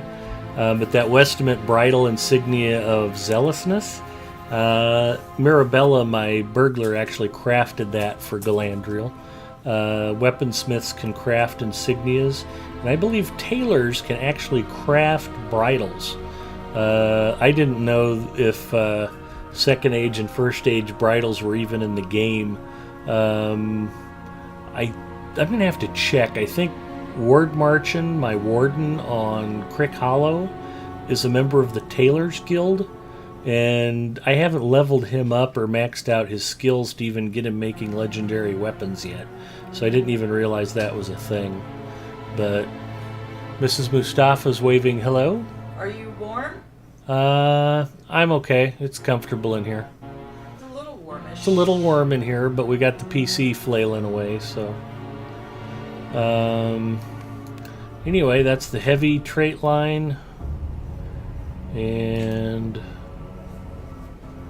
let's see what we got.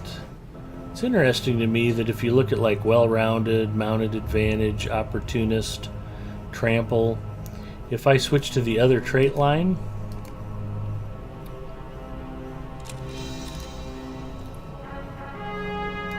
the light trait line, long reach, forceful blows, deceptive appearance, vicious attacks, wrath. The trait line is completely different from red light to red medium to red heavy. So you really have to play around and use your points and kind of figure out what you like and don't like. The main thing that I've discovered with light is that it doesn't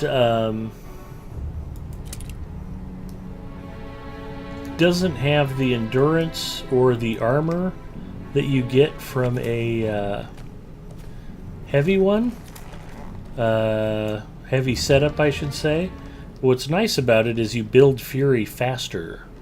So if you like running up behind stuff and whacking the hell out of it, you can get that put together a wee bit faster on a light war steed. And I don't know that it makes a big difference. I was a little surprised because I've heard from people that are like, oh yeah, you kill way quicker on already in use. Come on, server. Give me my quest. There we go. Continued culling. Yeah, assisting the herbalists, nobody needs that. At least I don't. I have assisted the herbalists so much that it wore me out. So I have to say that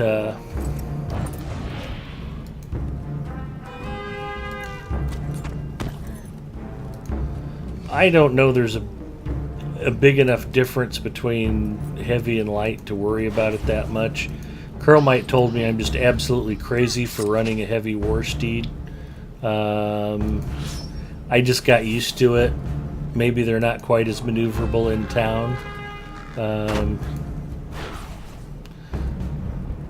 And once you get them traded up, I just don't know it's that big of a difference. I was running around on the light war steed and it kills pretty good, but the heavy war steed kills pretty good.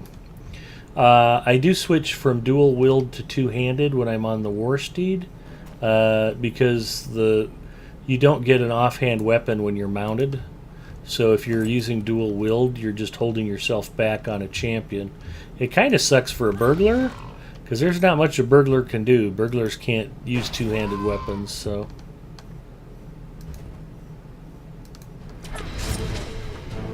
There we go. We're kind of cutting through stuff pretty quick here.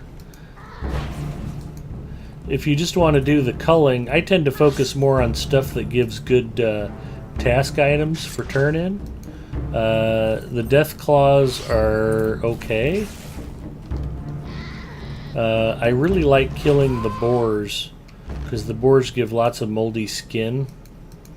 I mean, you'll get 3 or 4 of them per boar, and they pile up pretty fast. The scrub crawlers, they give prismatic carapaces and reeking filth, but you run into those in the crafting instance dungeon, so you don't really need to hunt them on landscape. I've had plenty of that stuff for task turn-in anyway. So I have played with Light Warsteed. I do not dislike it. I don't know that I was completely missing the boat by running heavy.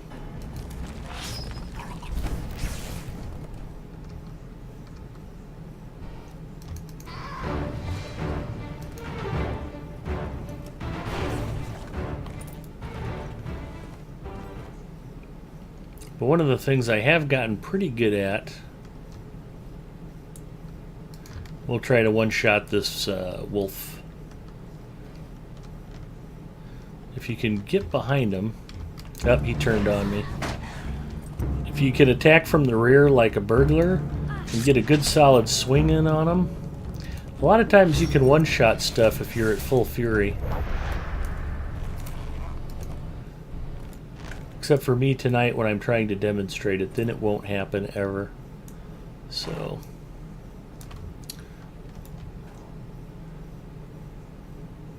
I don't know that I need to finish this quest. We're almost done.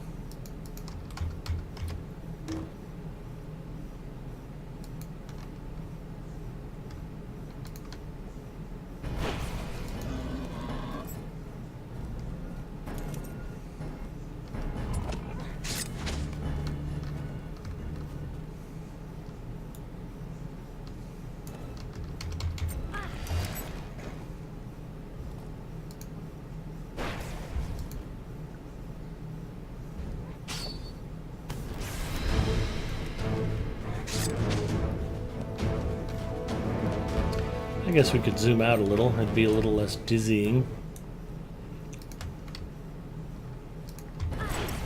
There's a one-shot.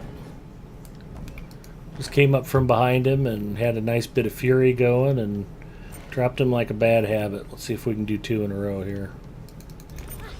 Nope, he turned. Almost got him. Only had 1,700 points left. And the culling's complete. So that's a thing. Gnarly Rage, thank you for the host. Gnarly Rage is a fellow Lotro streamer. If you are not following Gnarly Rage, shame on you. Make sure you throw Gnarly Rage a follow. Talarian says you do not need to create a burner character on the server you are actually playing. So you could use an EU server for LP grind and use the LP on a US server. That is correct. Heavy is as heavy does, Lieutenant Diane. Mixmaster Murder, welcome. I'm doing pretty good. We're just having a casual stream. I am finishing up getting my jewelry from the wastes, and actually I was just going to go run some festival stuff. Drunken horse riding is next on our fun agenda, so you're not going to want to miss that. I don't know, it's a big secret. It was news to me that I could actually run, not Rivendell, let's start in Bree. You can run the Ale Association pub crawl and the In-League pub crawl back to back and not detract your rep points from either faction. So usually if you do other quests, you'll lose faction points from one for working for the other, but not with the pub crawl. Apparently they're both fine with you just drinking yourself into a stupor. I have some codes you're going to be giving away for Lotro points. So check out Gnarly Rage's stream. You can win Lotro points.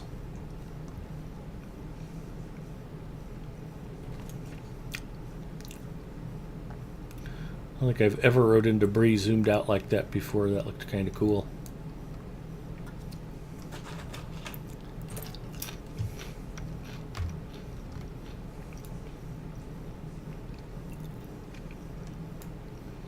Now normally I go ahead and start with the in-league and then switch over to the Ale Association once I'm good and inebriated. We'll do it backwards tonight. In order to unlock this, if you haven't done the Ale Association pub crawl before, the very first time you do it, it actually starts in the pub in Thorin's Hall. But once you have it unlocked the first time, it starts here in the Prancing Pony. Bajarni is just here waiting for you. I would be grateful for your assistance. And he wants you to drink some Greetings, beers. traveler. So we're going to drink some beers.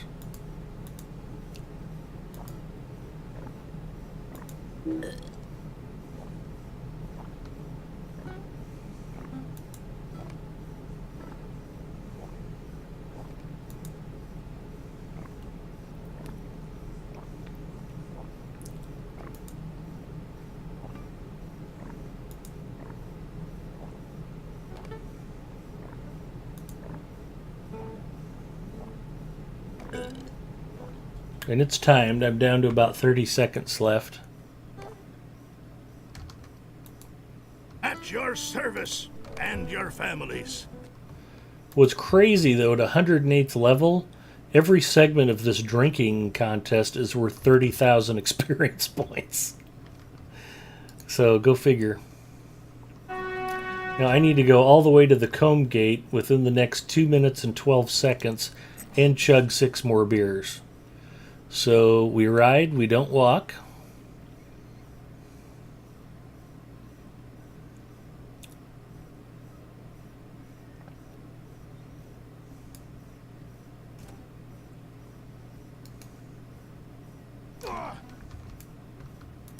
I am at your service.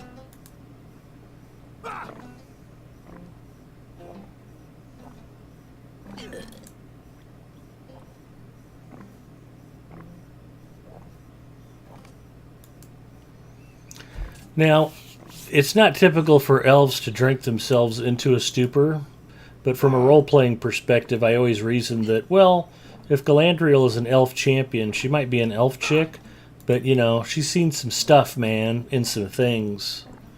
So she might have some memories from her past that haunt her a little bit. And as such, you know, a typical champion might be likely to over-imbibe Greetings, occasionally. traveler. So next up is Staddle. We ride out the Comb Gate. And boom, there was another 30,000 experience points just for chugging 6 beers.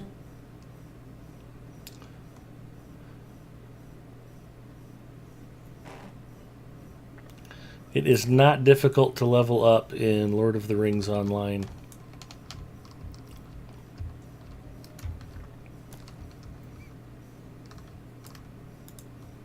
At your service and your families.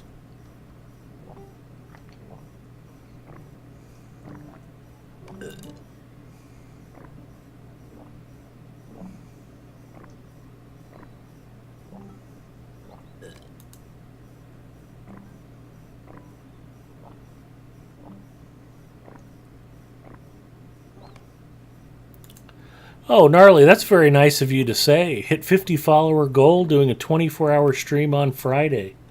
Fantastic. I'm so glad things are going well.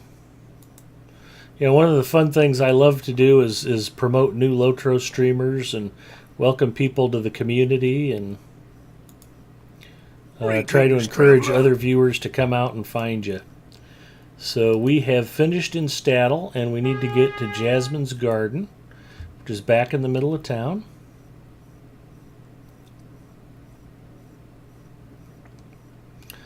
And there was one time last month I actually screwed up this quest because I took a wrong turn when I got back into the center of Bree, and I went down the wrong side street and missed the garden. I got there, but it timed out before I finished my 6th beer. It's highly embarrassing. I can promise you my buddies from high school and college would have never put up with that from me. And I think I just did it again.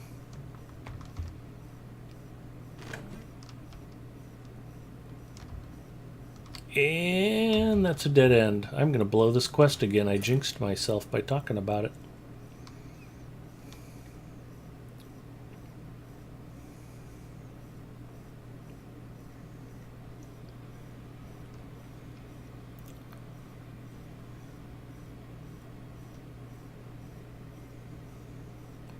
Jasmine's Garden. Let's hope the light war steed pays off here. I am at your service. I might be able to make it.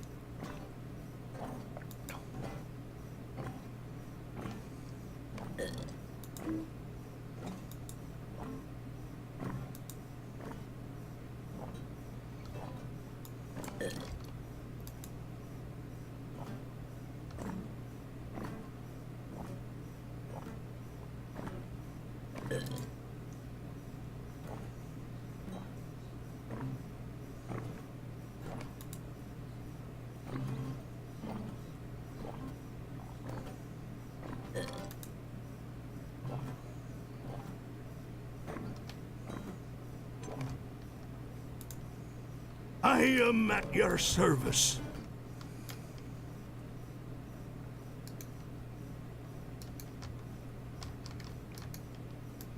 Now we're just going to sprint to the last one. It's right around the corner. And I don't want to waste time getting on and off my war steed, so I think I'm going to make it. I think we're okay. I was afraid I'd borked this up. At your service. Do not adjust and your screen. families. As Galadriel gets more and more drunk, the post-processing effects get more and more severe.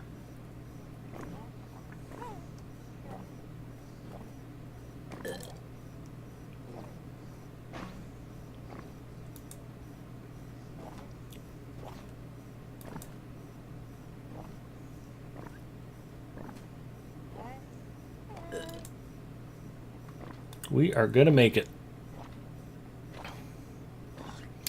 Have a good one, Gnarly Rage. I'll look forward to your 24-hour Well stream. met, friend. Boom. 1,200 rep with the Ale Association and another 30,000 XP.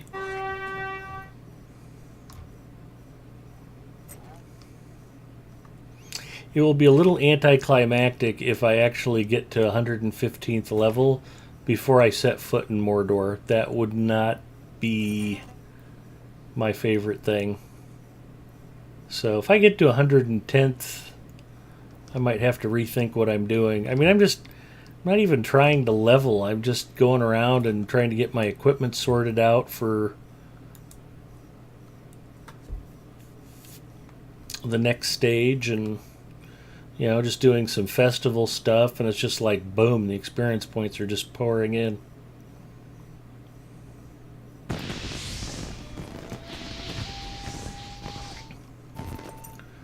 Oh, good lord, I'm still on a war steed. Let's get down off the horse. Now, any sensible champion would know to just go home and sleep it off. You're in no condition to be out in public, much less riding around drinking. So naturally, me being me, I'm going to double down. Could I take a moment of your time?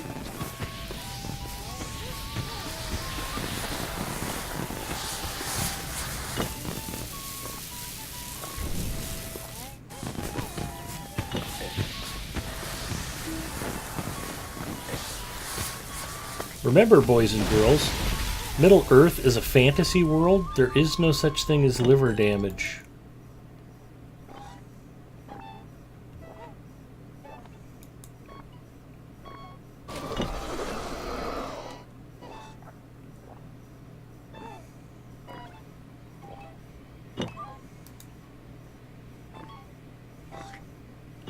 17 seconds to go. A lovely day, isn't it? And 30,000 more experience points. Not doing this quest for the experience points. I'm just trying to get my rep up with the in-league.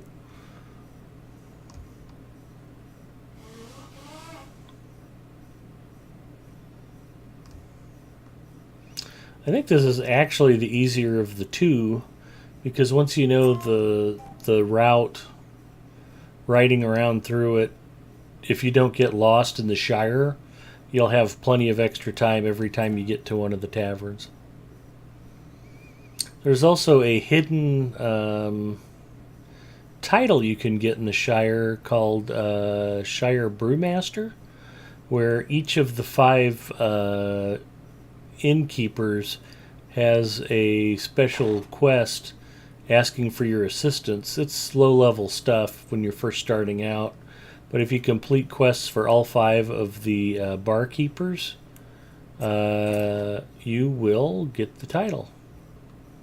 It's the one where you have to like get the gypsum back from the goblins and recover yeast from the brigands for the barkeep and stock. Stuff like that.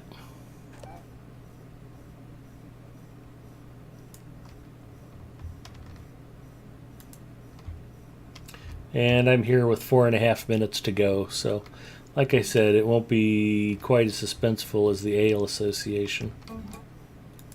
You'd think I'd have known better than to not take that wrong turn, but what can I say?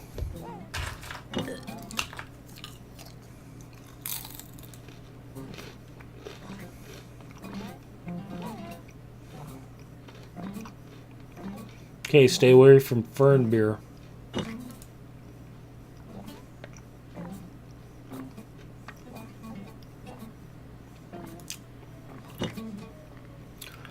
Another thing that happens occasionally if you run these back to back, the alcohol effects from the first one wear off in the middle of doing the second one, so you may suddenly sober up. If you go through them fast enough, you'll stay drunk the whole time, but occasionally the Ale Association will wear off in the middle of the in-league or vice versa. And 30,000 more XP.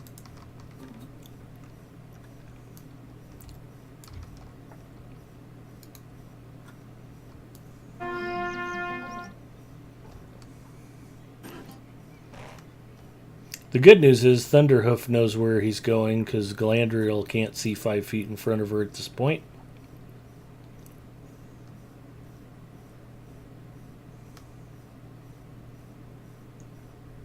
And there's that sobering up in the middle of a drinking quest I mentioned.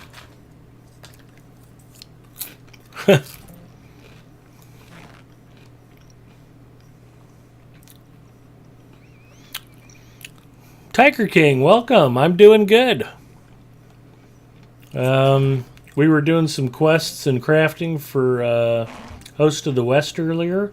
Now I'm just doing some Summer Festival pub crawl stuff. Working on rep with the In-League and the Ale Association, as it were. See how we're doing on that. I think In-League, Ale Association's at the top. I'm almost to friend or acquaintance status.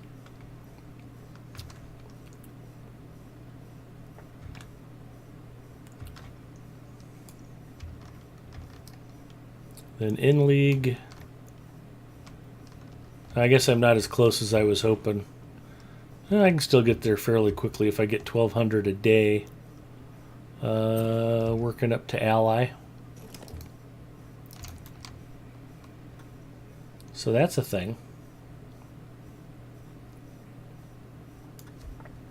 I've still got 5 whole minutes to get to the golden perch.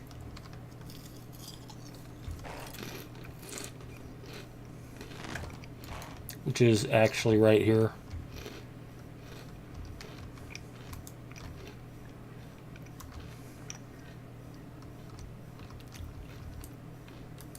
How do you do?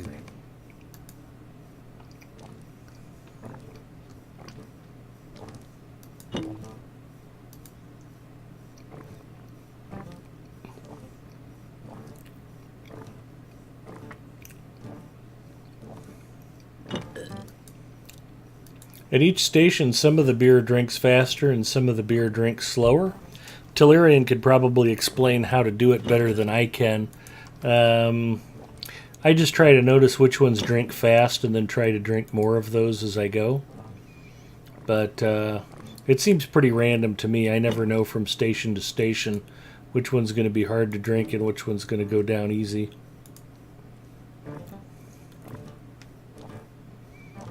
Fern beer is not fast here. A lovely And there day, we go. isn't it? 6 beers, 30,000 experience points. Now I'm a little bit drunk again. In fact, I'd say I'm probably moderately drunk. Next up is Frogmorton.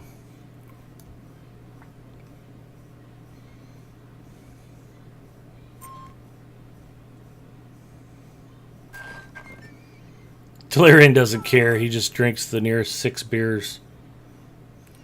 Spoken like a true German, my friend.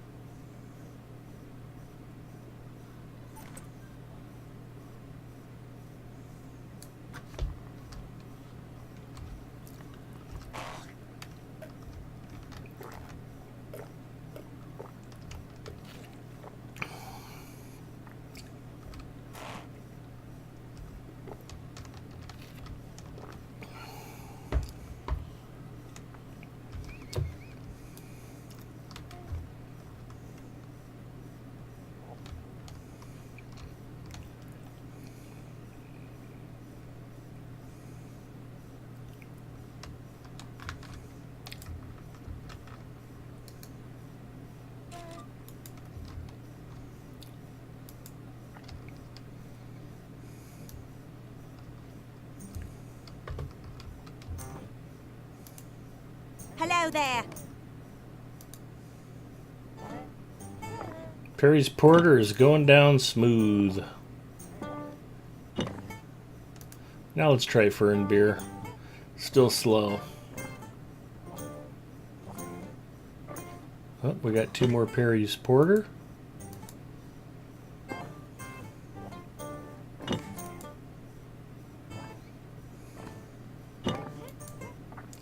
Try Gundrick's Ale. Not fast, but not as slow as Fern beer.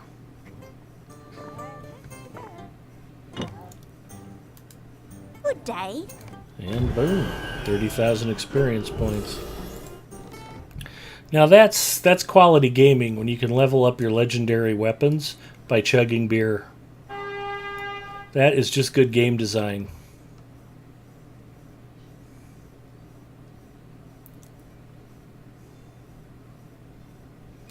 And we're off to the Green Dragon in Bywater.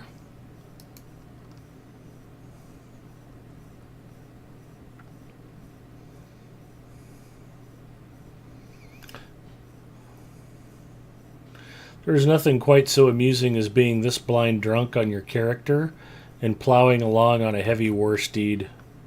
It amused me to no end. And here we are at the door to the Green Dragon.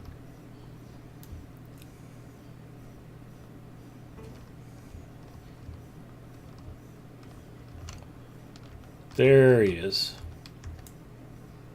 Good day. This is where it's really getting tough to finish.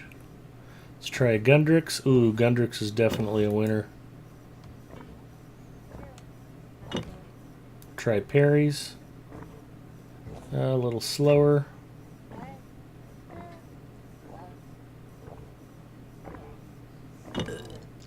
Root Knot Cider.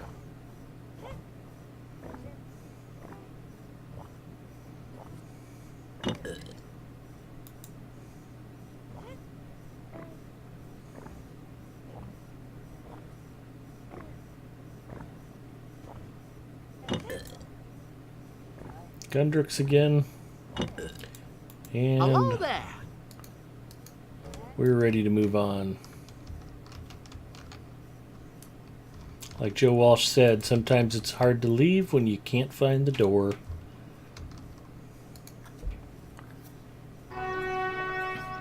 Coldfells, hey buddy. How is your Monday going? I would suspect this might be a natural night off for you, my friend. Not gonna lie, it pains me to ride away from that festival fishing stuff. We'll get back to it, especially since I need like all of the Antfilus Starlit crystals in the world. Can't believe how many of those things you go through boosting up your imbued weapons. It's crazy.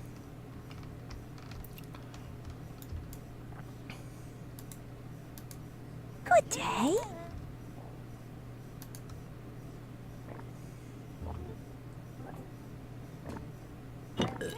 It's actually a little nauseating to sit here and watch the screen move around like it is when you're not doing anything.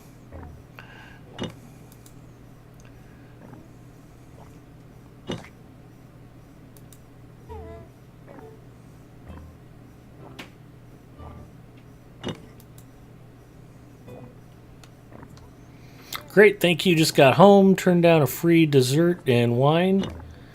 Free dessert and wine night to play some Lotro.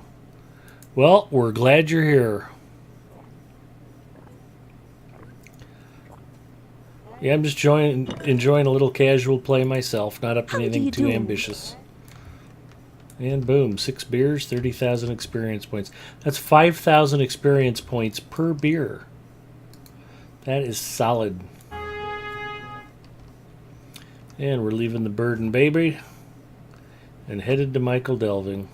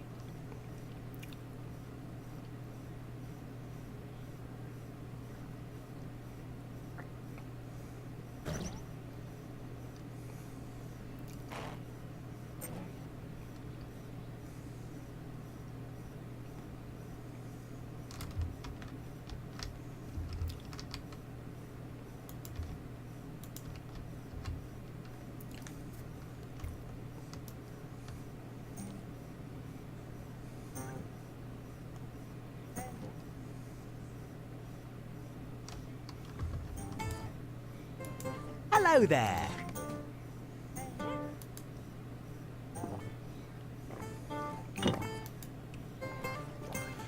And we're drunk enough now that the Perry's Porter is going down smooth.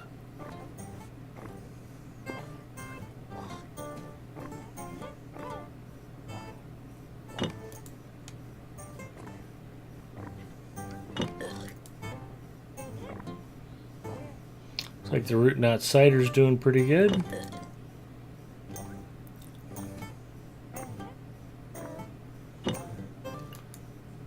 How do you do? Boom.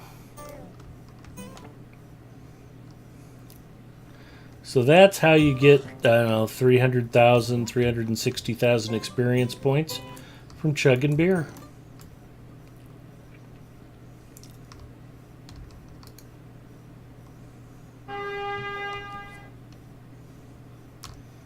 And now we move on to the great southern tradition of drunken fishing.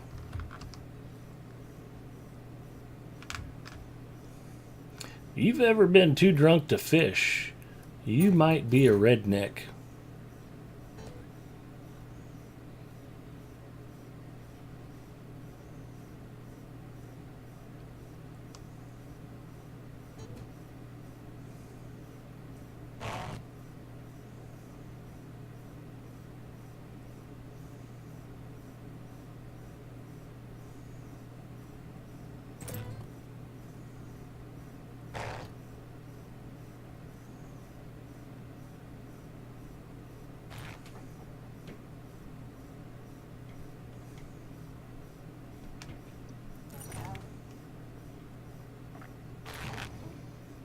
So I will go ahead and repeat. Summer Festival is extremely important for fishing. You can turn in your fishing tokens and get starlit Amphilis crystals. And those are important because eventually you will have imbued weapons and you will need to add starlit crystals to them to raise the maximum damage. As I've been finding out, it takes a lot of them too, which is annoying because they're not easy to come by. But the Summer Festival is a very good source if you're willing to do the fishing, which I am.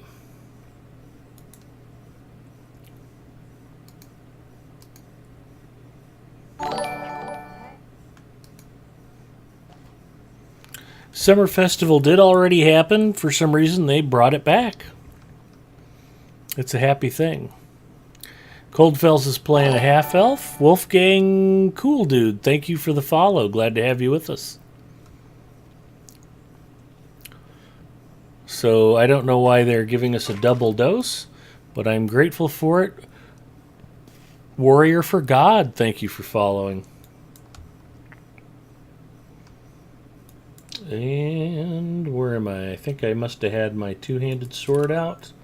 So we'll switch to my heroic Rohirrim fishing rod. This quest I'm going to start is called the Fishing Hole. Hello there. If you haven't done Summer Festival fishing before, this hobbit will send you around to catch fish at Thorin's Hall, at Hale Catch Lake by Southern Bree, and Kellendam. And then you bring the fish back to him to help him stock the fishing pond here, and it unlocks this so you can do the other fishing quests. And I like to have a handy place to stand, so if nobody else uses this rock, I make it my fishing spot. And the easiest way to fish is to drag your fishing icon down to your number 1 place, which is why I don't lock my toolbar, because I like to move stuff around. We'll zoom out a little. And that way I can just tap the 1 button. And what's nice about fishing is it's a great time to snack or to drink Coke Zero, because now I just have to hit here and hit the number 1 button. See how we do with drunken fishing tonight. Boom, amberjack right off the bat. If you don't have a lot of time, this Bywater fishing hole is the most productive. The timing is half the time of the other fishing holes, but it's very productive. You'll mostly get named fish every time you cast.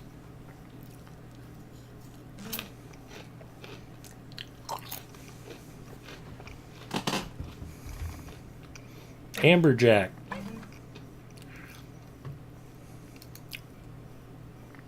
And you can see the title that Galadriel is sporting, Rare Fish, is a fishing title you earn from Summer Festival by catching 10 of each of the rare fish that are out there. Starry Flounder, Calebhall, maybe it's Silver Flounder, no, Silver Haddock, and Golden Redfish. If you catch 10 of each of those fish, you are a rare fish. And I'm sober.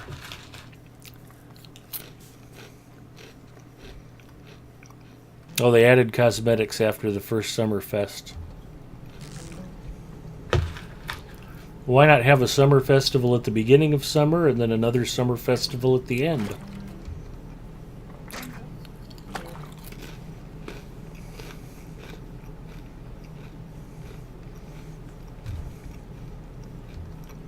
So all of these named special fish that I'm catching are going in my wallet, not in my inventory.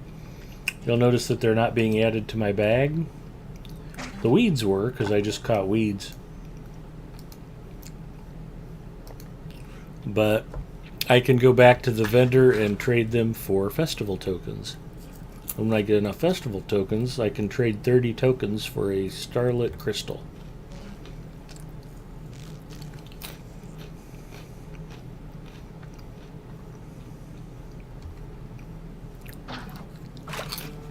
weeds again.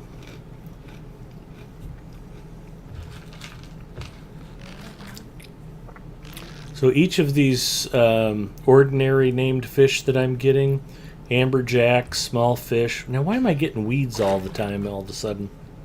Apparently it's harder to fish sober than it is to fish drunk. Basically 4 fish equal 1 token, but the rare fish, you can trade 1 fish for 2 tokens. Amberjack are 4 for 1 token, small fish are 4 for 1 token. Lulum are 4 for 1 token, and drum are 4 for 1 token.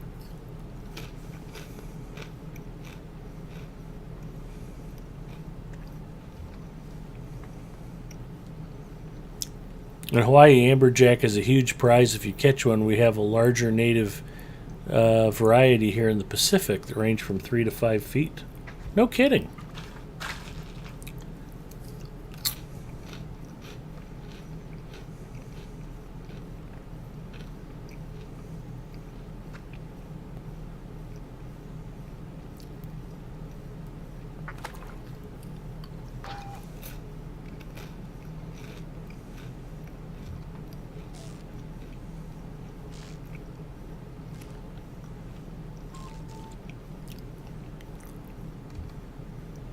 There's a lulum.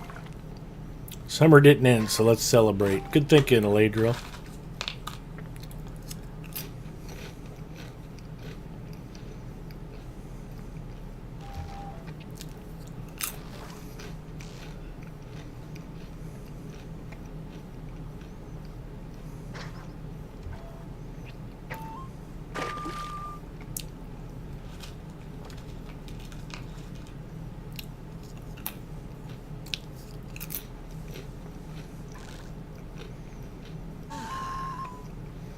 Now the problem with Summer Festival fishing is it's 20 minutes in Kellendam, 20 minutes in Bree, 20 minutes in Thorin's Hall, and 10 minutes here in Bywater. So you have to do it at an hour and 10 minutes per day per character that you fish on. The rewards are pretty substantial. I think I pulled 4 or 5 starlit crystals the last go around. And I mean, I don't know of an easier way to get Anphilis starlit crystals than to fish Summer Festival. But that having been said, it's tough to commit to an hour and 10 minutes per day. And if I really go hog wild and I fish on 2 or 3 characters, that's a lot of fishing even for me. I need Mrs. Mustafa bringing me lunch here at the computer desk, making sure the Coke Zero's topped up.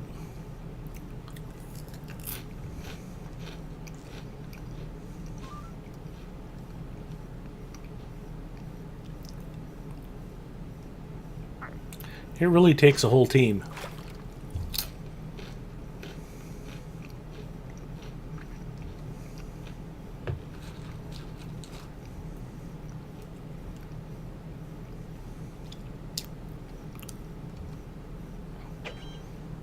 Google Ulula.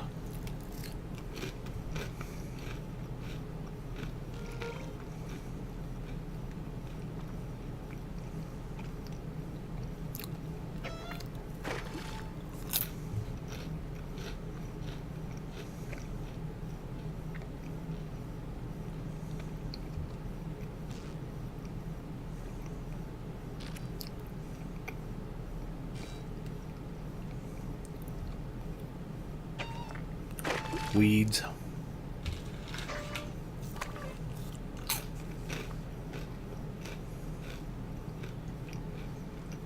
No drum and no rares so far. I'd love to get a starry flounder.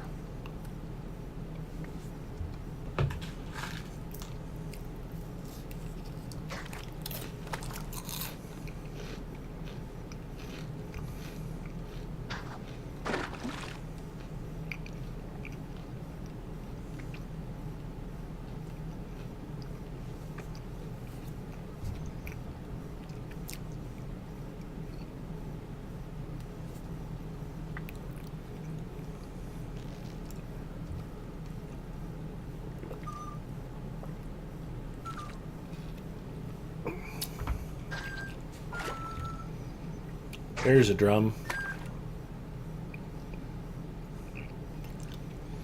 And any fraction of fish that you can't turn in for tokens actually stay in your wallet until the next summer festival rolls around. Even though that's the only drum I've caught so far, I might have 3 still sitting in my wallet from last time.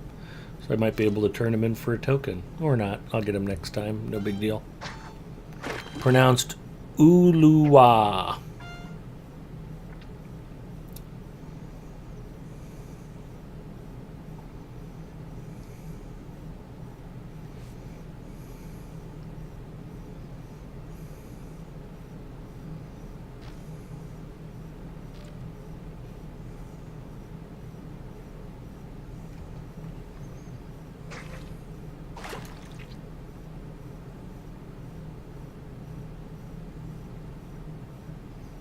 There it is. Cortana, show me information about the Uluwa fish from Hawaii.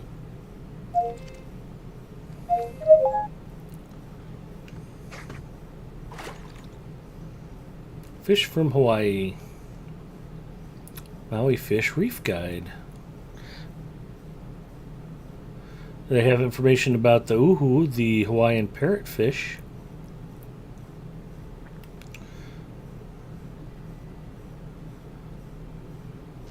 There's a Wikipedia page specifically for fish of Hawaii. Oh, I ran out of time. Cold fells distracted me.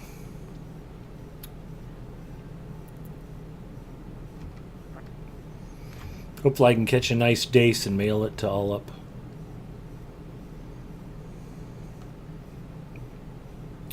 Rudd. I caught a rudd. Good day. So let's see what we have to barter. I actually caught 4 small fish.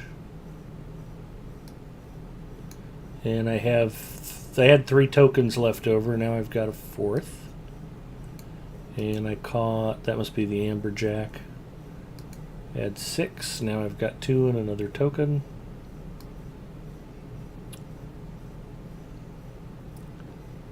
And I'm at 3 of 4 on Lulum, 2 of 4 on Drum. No rares. That was not a good fishing trip, as it were. Where are we going to go next? Thorns Hall. We'll go get more amberjack. Uhu is your favorite for eating. Perfect pronunciation, Ed. I'll make you Hawaiian yet. Sean Vapor, howdy. Yes, epic, hardcore, heroic fishing. They brought back Summerfest, and I need the handful of starlit crystals, so here we are. We were doing other stuff earlier. Well, I think we have now completed all 5 of the 10 minutes of quality Lotro streaming, as we displayed on the graphic earlier. According to Zinger, those include fishing, crafting, task item turn-ins, inventory management, and eating on camera. In fact, I think we've accomplished all of them in pretty short order. So we're going to send that red back where he came from, get rid of the weeds.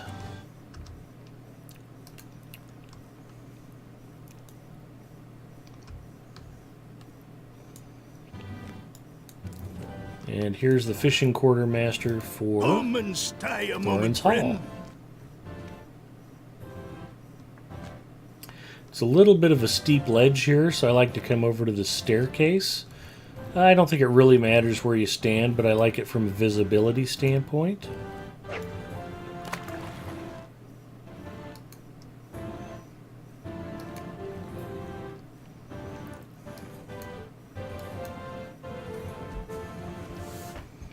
See, now I've got 20 minutes, but I'm going to catch a lot more crap fish here. So, that's fun. Although I didn't do particularly well at Bywater, so I don't know what that's all about either.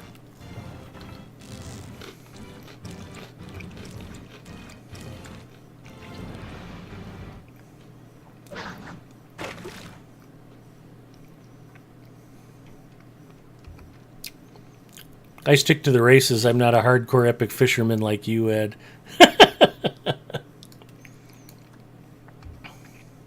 I do like my fishing. Ooh is the name of a glue in Germany. I stuff uhu with lupcheong mayo rice and water chestnuts. That sounds good.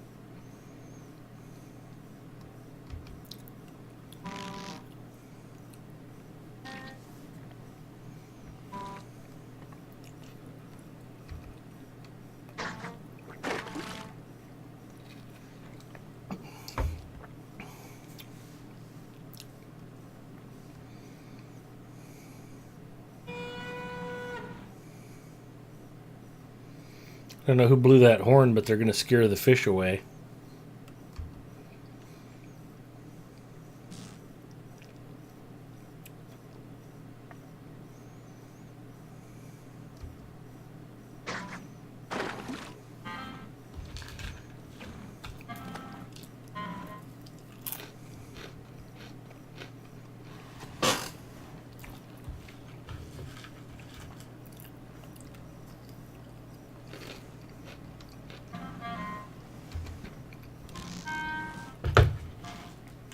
I am out of Cheez-Its.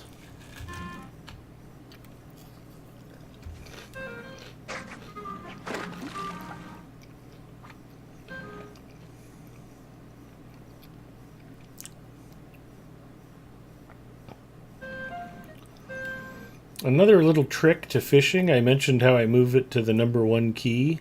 So all I have to do is tap the 1 button and not use the mouse or anything weird to fish. Watch when he brings the fish in, he'll step forward right before he bags it. And I actually click the cast button as he's still stepping forward. And that way there's no delay. I've got the line in the water as fast as I can get it. You just want to maximize your casts during the timer. It's a sad day when you run out of snacks. Actually, that's the good news. I have a stash of Walnettos handy, so I can crave my sweet tooth.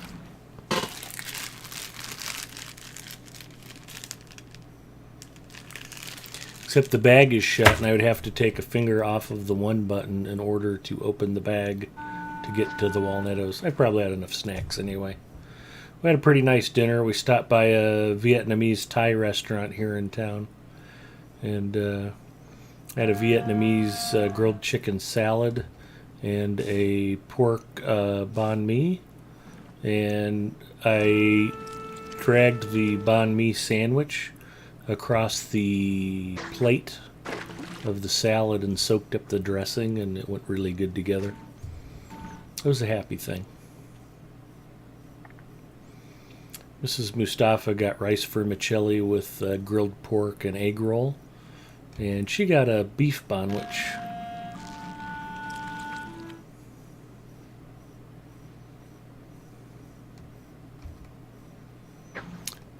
I'm just lucky, Tellurian. Magics, exactly.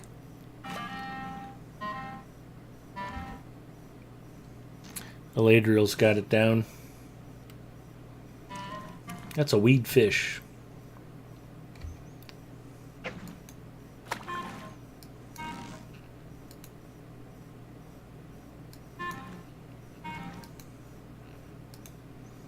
I'm not destroying those goldfish, I'm simply putting them back.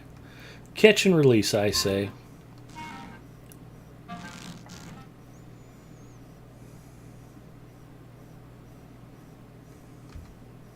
Silver haddock, that's one of the rares. That one fish is worth 2 festival tokens. And if you get on a good run, you can catch 2 or 3 of those in one 20-minute session. Just takes dumb luck, but I'll take dumb luck.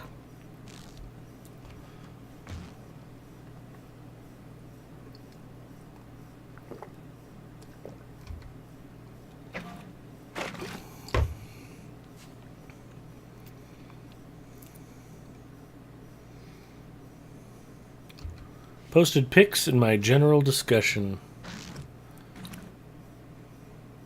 On a minstrel in dissonance, the fish is glowing. I would not eat that one. Yeah, that's always funny when it transfers the dissonance to the catch.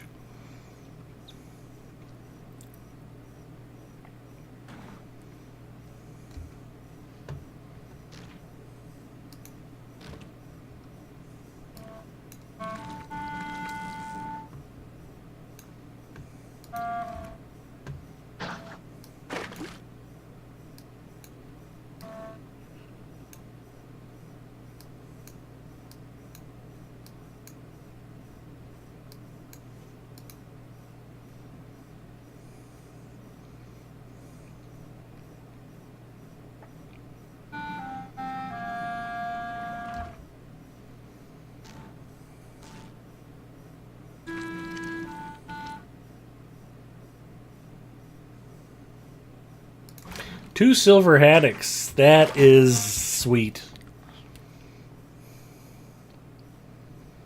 So I think I only pulled 2 tokens from that 10-minute session in Bywater. I've already more than doubled my output here. I got 13 minutes to go. Keep them silver haddock coming. I've never gotten more than 3 in one session, though. Amberjack.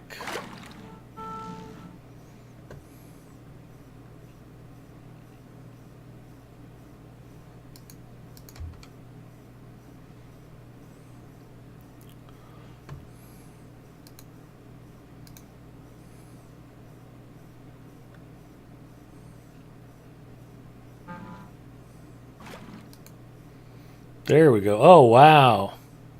Yeah, I'm checking out Sam's pictures. That thing's a monster.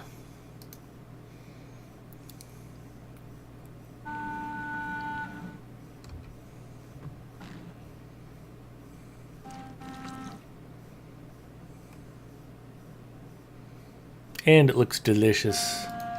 Amberjack.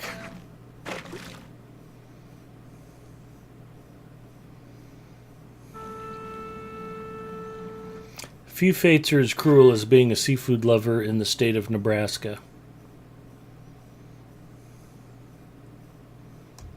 It's the saving grace of sushi. I had sessions with 0 special ones, and the best was 4 or 5 if I recall correctly. Yeah, I've never done better than 3, but yeah, unfortunately I've had plenty of zeros as well.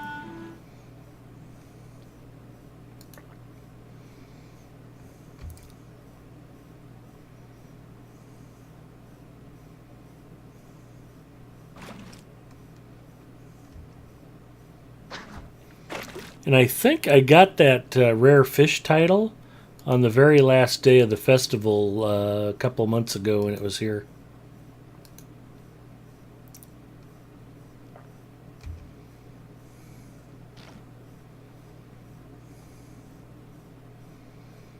That takes some grinding to get that title. But like I said, I need the Anthelus Starlit Crystals, so grind I shall. Heroically and epically, as John Vapor pointed out. Heroic, epic, hardcore fishing stream.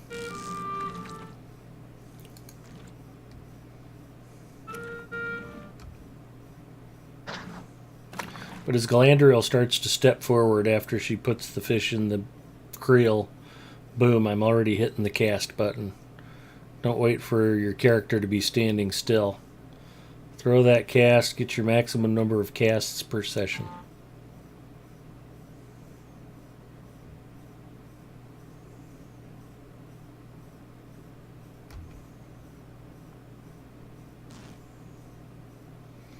One of the problems I had, I found if I tried to fish with the mouse, I would hover over the fishing skill, and invariably it would mess with my head, and I would involuntarily click before I caught something. And one of the things I found out was it doesn't consider that you've clicked when you click. It figures that you clicked when you let go of the mouse button. So if you're fishing with the mouse and you accidentally press down too soon, just hold the mouse button down and wait until you get a bite to release the mouse button. Hopefully you won't do that. You'll be smart and just assign it to a number key like I did, so that you can just sit there and tap the key whenever you get a hit. That's why you're not hearing me go, oh, because I'm not missing any fish. I might reel in something that's crappy, although crappie really aren't crappy. Those are good fish to catch and eat.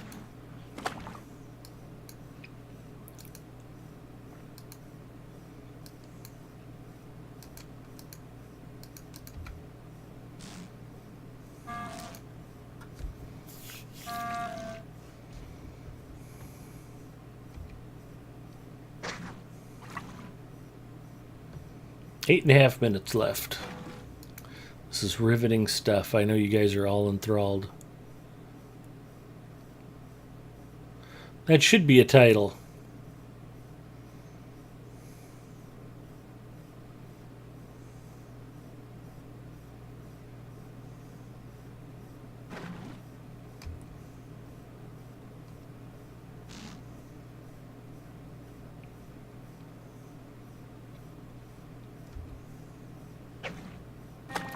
Fishing tips with Big Ed. Finally, he teaches us. Yeah, if you come to my streams for useful information, you're going to be sorely disappointed, Green Adv. I'm glad you're here, though.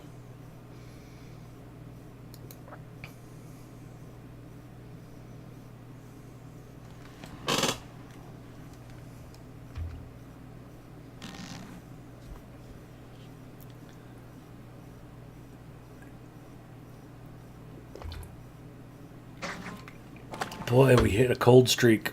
I'm not even getting amberjack. Just weeds.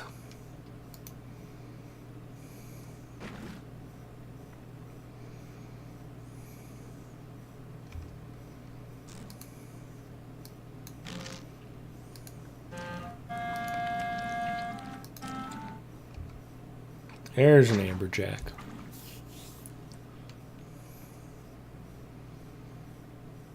Oh, don't worry. I'm just here to watch. Yeah, like I said, I'm the Ambien of Lotro streamers. You guys are going to hang out, watch me stream for a little bit, and you're all going to pass out and sleep like babies tonight. You're going to wake up refreshed and feeling great.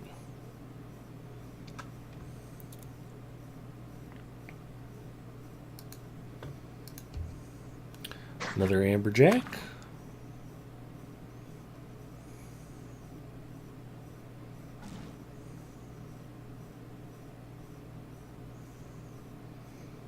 Want to buy 100 silver tokens of dull amaranth.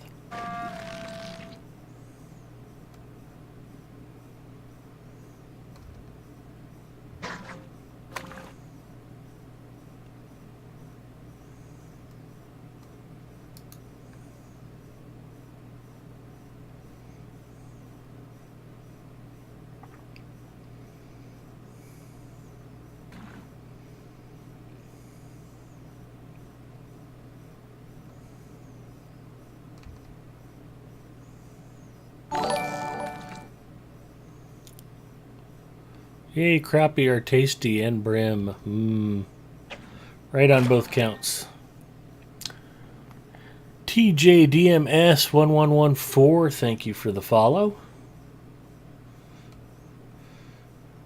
If you're actually here, say hello to everybody in chat. Although I would suspect you might be an auto-follow from a mobile user. Which is okay, I'm happy for the follow. Even if you're here by accident.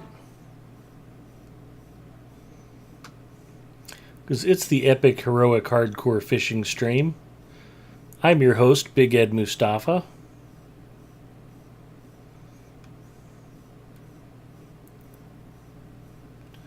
We've got 4 minutes, 54 seconds to go here, fishing for amberjack inside of Thorin's Hall.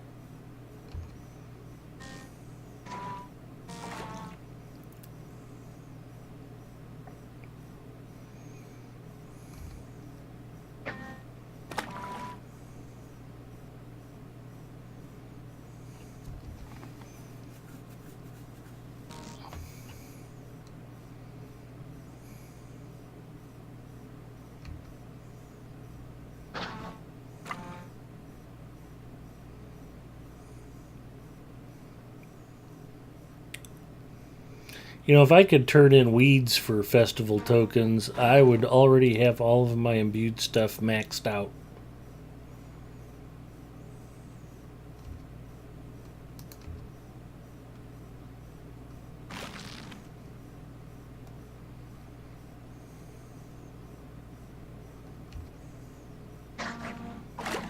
That was somebody else missing a fish. Clearly they're not watching my stream or they'd know how to do this like a pro.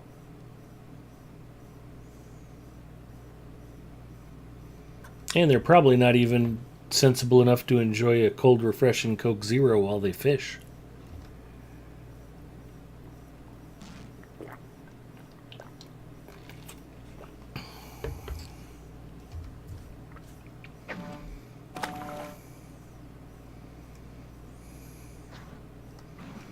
Man, one more silver haddock would sure be sweet. Probably not going to happen, though.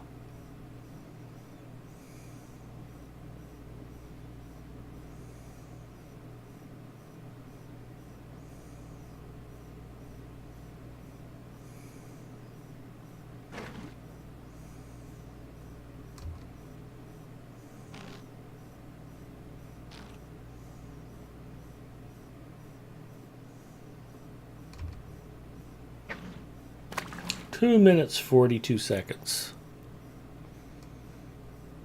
Will he get the third silver haddock?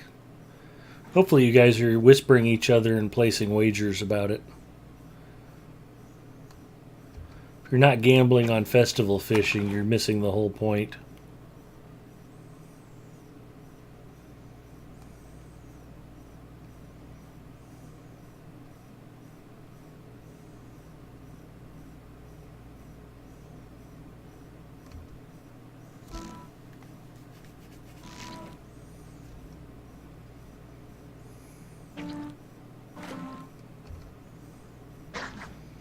Weeds, goldfish, goldfish, weeds. It's depressing. Now, if you want to clean out your packs, the time to do it is after you start reeling in a fish. Because that reel-in animation takes long enough that you got time. If you do it on the front half and you get a hit right away, you may not get all of your dialogue windows closed in time to reel in your fish.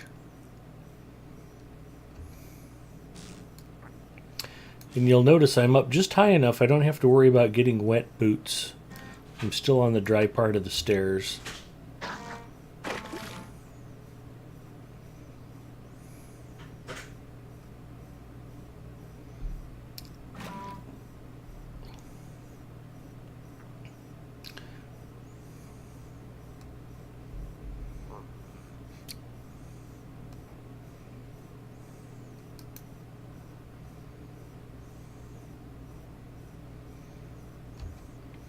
Honestly, I don't know why you say you don't teach people how to get better.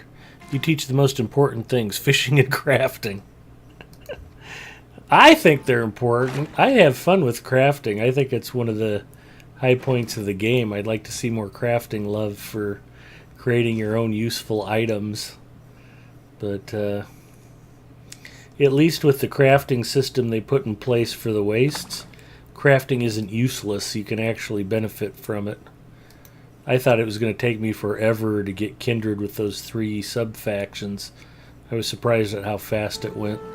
Once I realized the mechanics of it, it was like, oh, this is going to be easy. Doesn't hurt that with the instance dungeons, they're practically throwing crafting materials at you, too.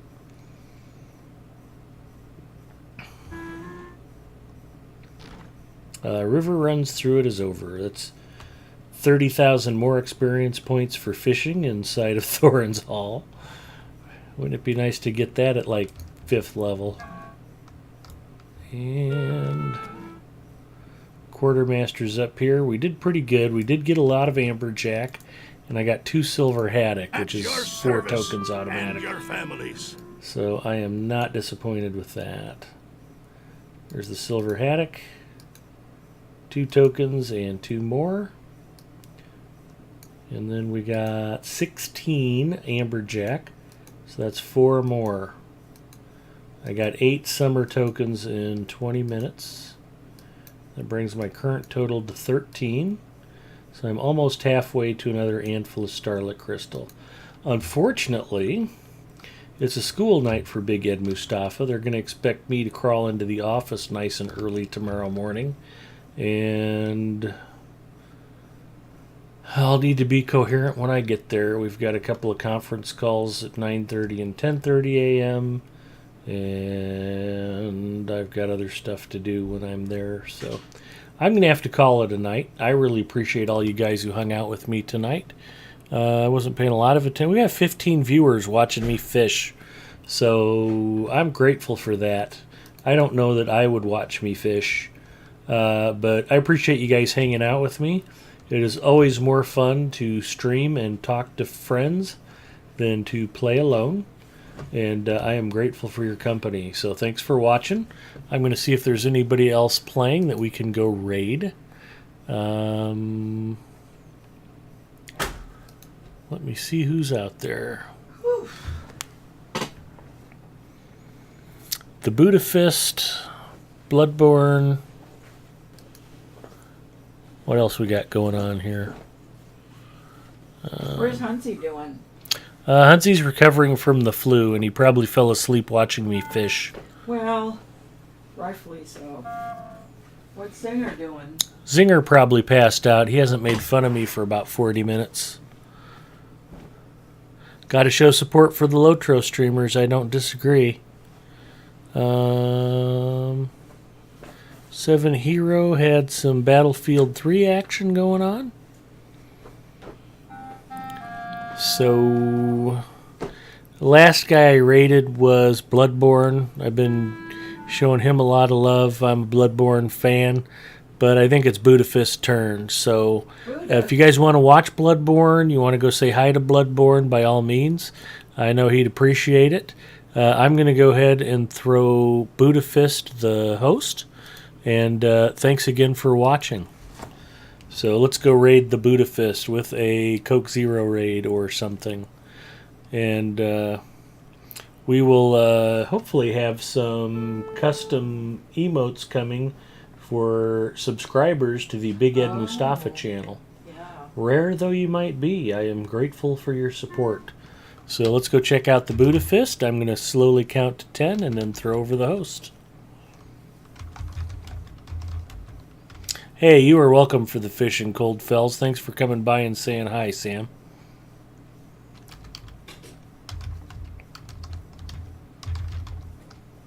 And I'll be back Wednesday night at 7 p.m. Eastern. We'll be doing Wednesday night heists with the 40 Thieves kinship.